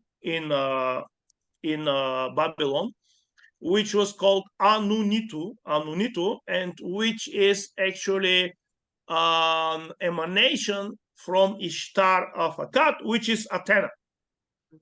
Athena. So this constellation is actually Athena. And somebody with Venus here, especially if it is a morning star, this will be double Athena, because morning star Venus is Athena, and this is in the Athena constellation, so this will be double Athena. So this person will have all character of Athena. And if somebody else has Venus here in the lumbar region of Aries, which is actually the sexual organs of Aries, then this person will be completely different. Then this will be sex. If it is evening star, maybe promiscuity and cynical language. If it is on the ascendant, disaster, and so you see, this is like very, very different depending on exactly where will be the planet. Right. Yeah. Yeah. Yes, I'm seeing just how deep this goes and how important this is. Yeah. Or if we talk about Gemini, okay, somebody has here something important, ascendant, moon, sun, and the old way is just to start talking about Gemini, what we know from the contemporary overall Western astrology, right? Like, oh, this guy is intelligent, he reads books, he's a little bit windy, a little bit flaky, and so on and so on. But again, this depends on where exactly will be the planet, because here is Betelgeuse. You see, we have here one stretch which is part of the constellation Orion. This part here, beginning. This part is actually not constellation Gemini. It is a small part of Orion, and this is where Orion, with his right hand, is holding this kind of chain with one iron ball in the end, which is Capella, and he's just smashing the bull. So if somebody has something here, then these people are warriors. If somebody has something which is close to Pollux and Castor, this is somewhere here, for example, here, this kind of region. This is then Castor and Pollux. This is the human and the divine. This is Enkidu and Gilgamesh. So these people have this dichotomy between their higher self and their passionate ego. If somebody has important point here in the musical instrument lyre, arpha here, because there is arpha here, which is between the Gemini, then this is art. This person is connected with music and with art. So it's there's so many details in just one constellation. There's so many places within one constellation that describe different qualities, right? Different stories, different archetypes, just even in the one constellation, right? Because the constellations, well, a lot of them are quite big, not all of them. I think Virgo is the biggest one, isn't it? Is Virgo the biggest one? Which one? Virgo. Yes, Virgo is quite long. Really big one, isn't it? Yeah. So anyway, within any constellation, if you can just see, just by looking at the pictures, each picture, the outline, there's all these different stars in there, right? So there's so much. You also take in account the fixed stars and their nature and the mythology, and also you can see myths in a given chart. Every chart has different kind of myths which come to the forefront. Yeah. And people replay in their life the most important myths that are in their own charts. Yes, I agree. Yeah.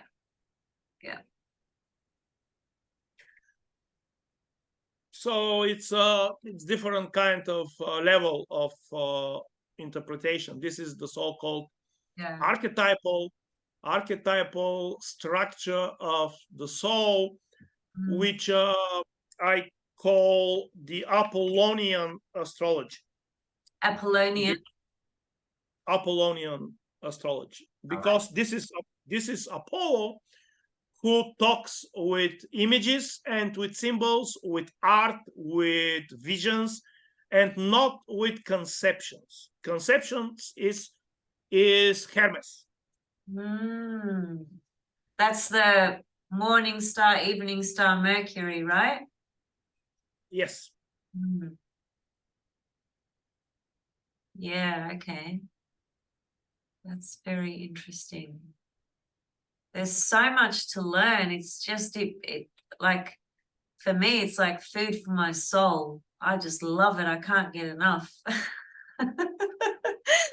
I just love it so much. Yeah, no, it's thank you so much for sharing all of that. That was great.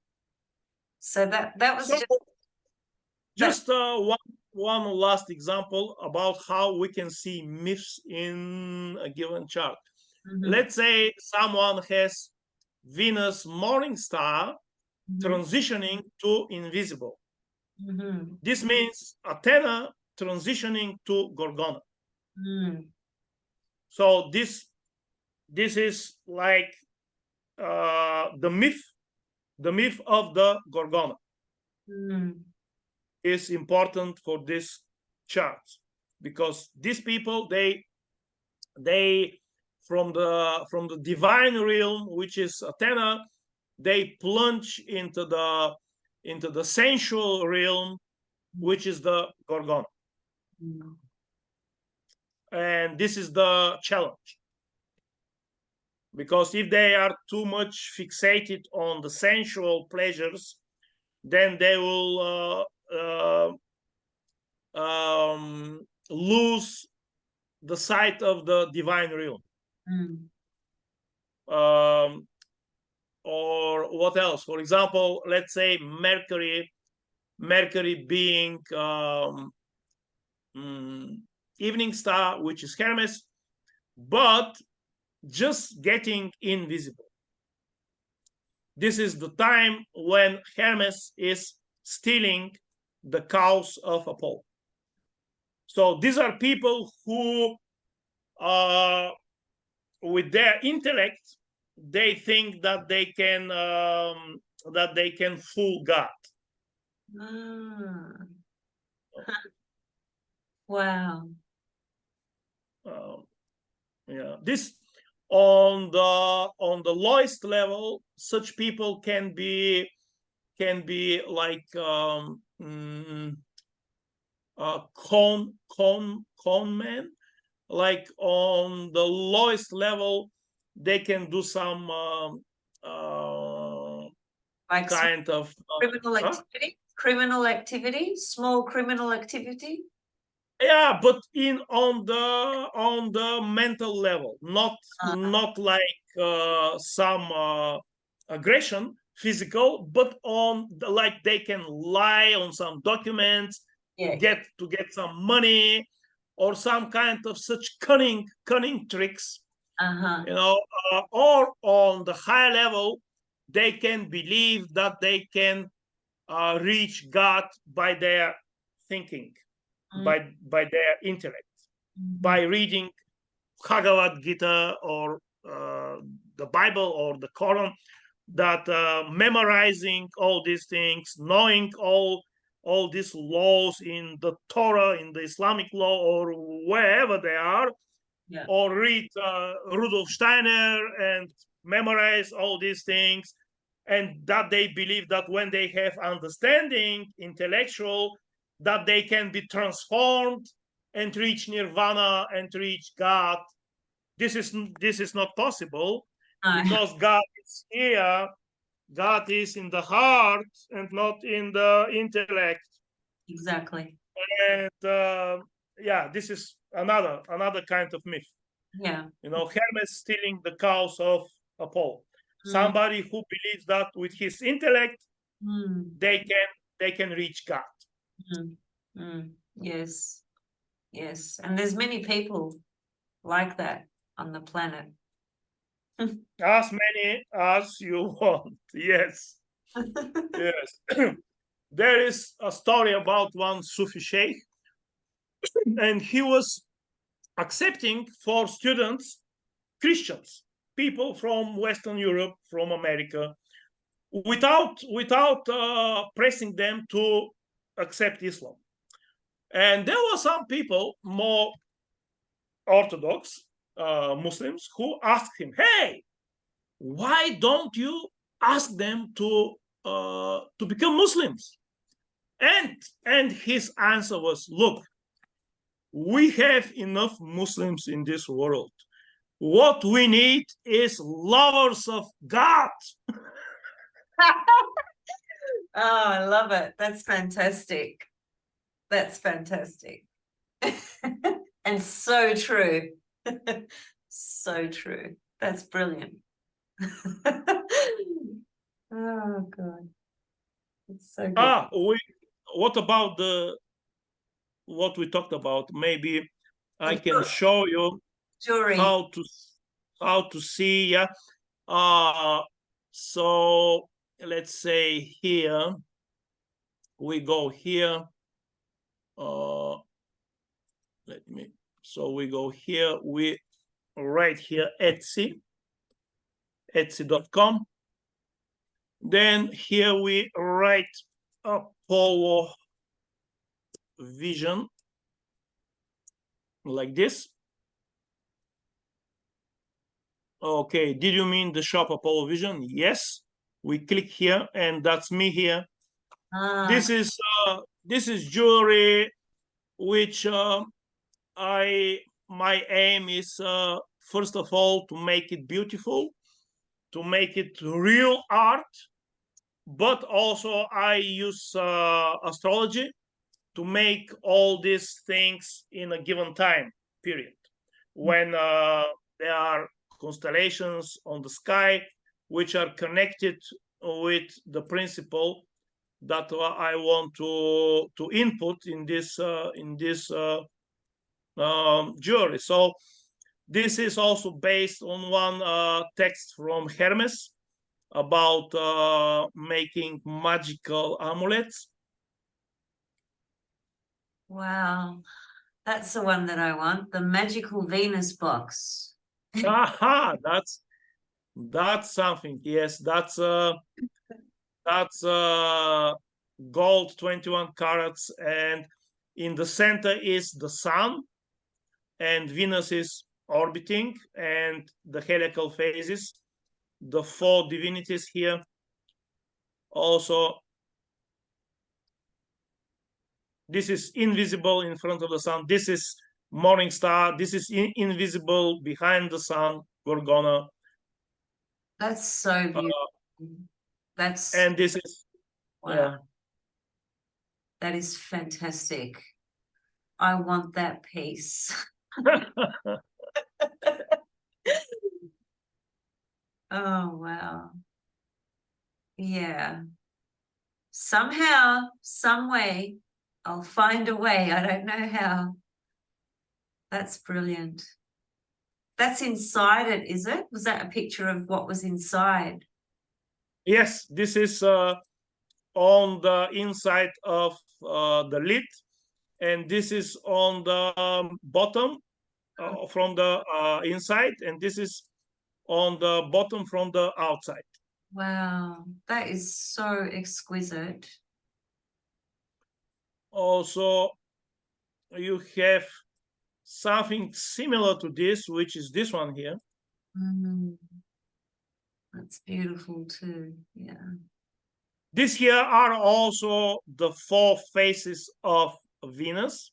Right. And you see that they are connected with different elements, or like all of them are different. You can see here the cuneiform symbol for God, Dingir. This one here, this one here. You can see the swastika of destruction and the swastika of creation. So you can actually read this as a text too. That's just beautiful. Yeah, so for example, here the first symbol is the Sumerian cuneiform symbol for God or goddess. The second symbol is the Sumerian symbol for Shamash, the sun. This one is again God, goddess. So here we have Dingir Shamash, Dingir Ishtar Akat. So we have here God, sun, goddess Athena, which means that, you know, if you look at this as a horoscope, down on the left below horizon is the sun, and morning Venus is rising, which is Athena. Yeah. So this is a combination of this is a jewelry, this is a magic, this is art. These are copies. These are copies of ancient Greek coins.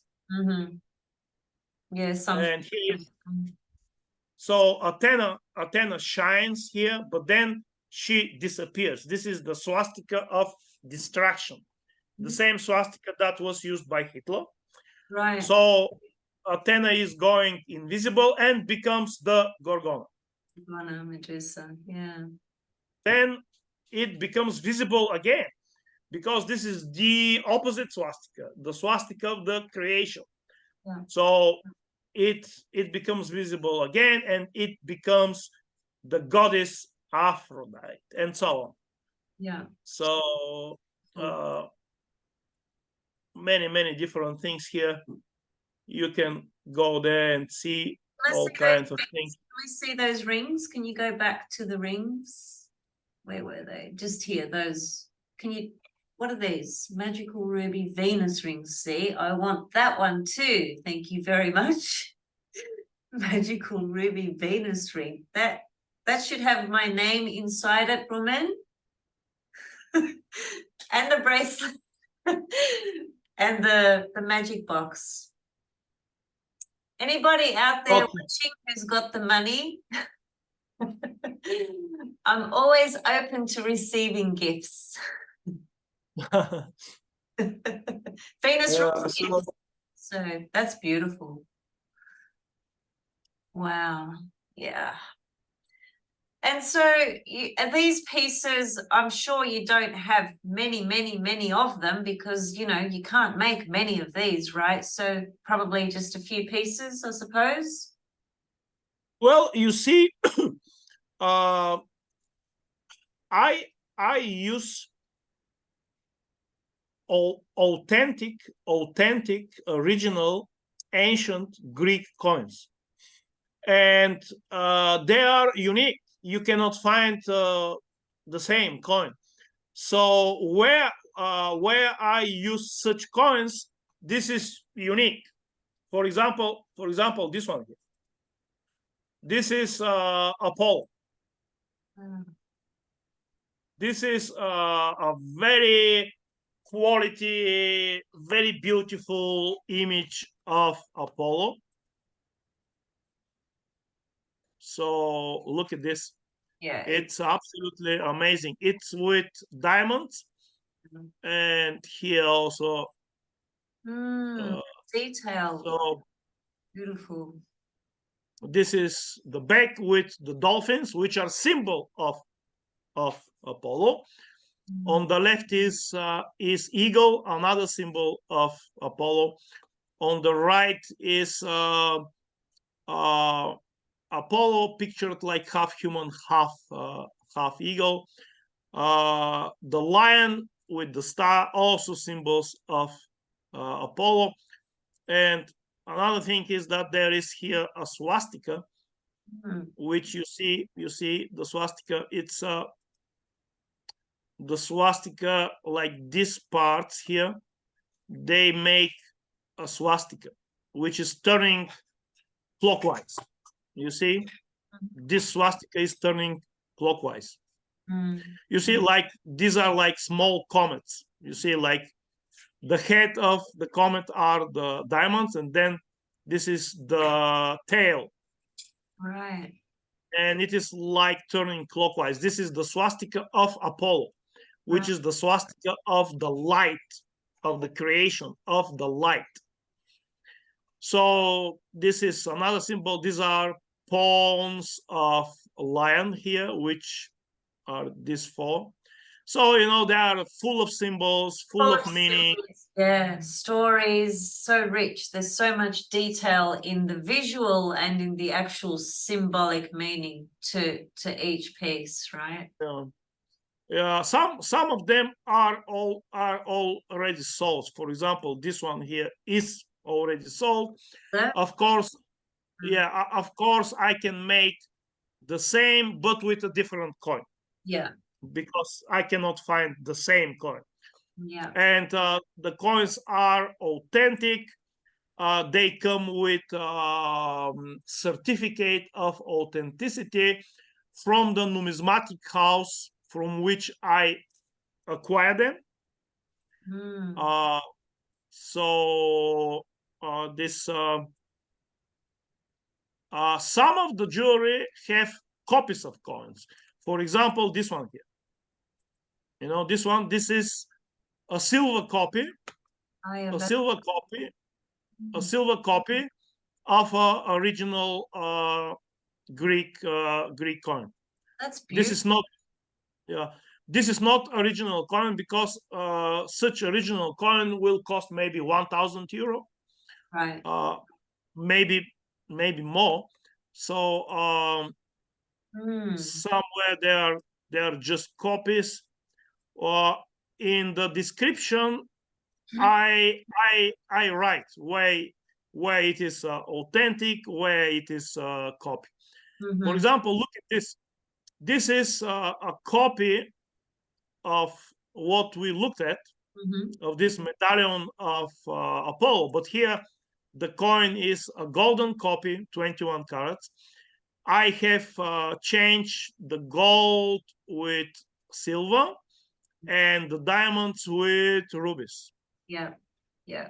So it's an alternative version, which is just equally as beautiful, just different, right? Oh, yes.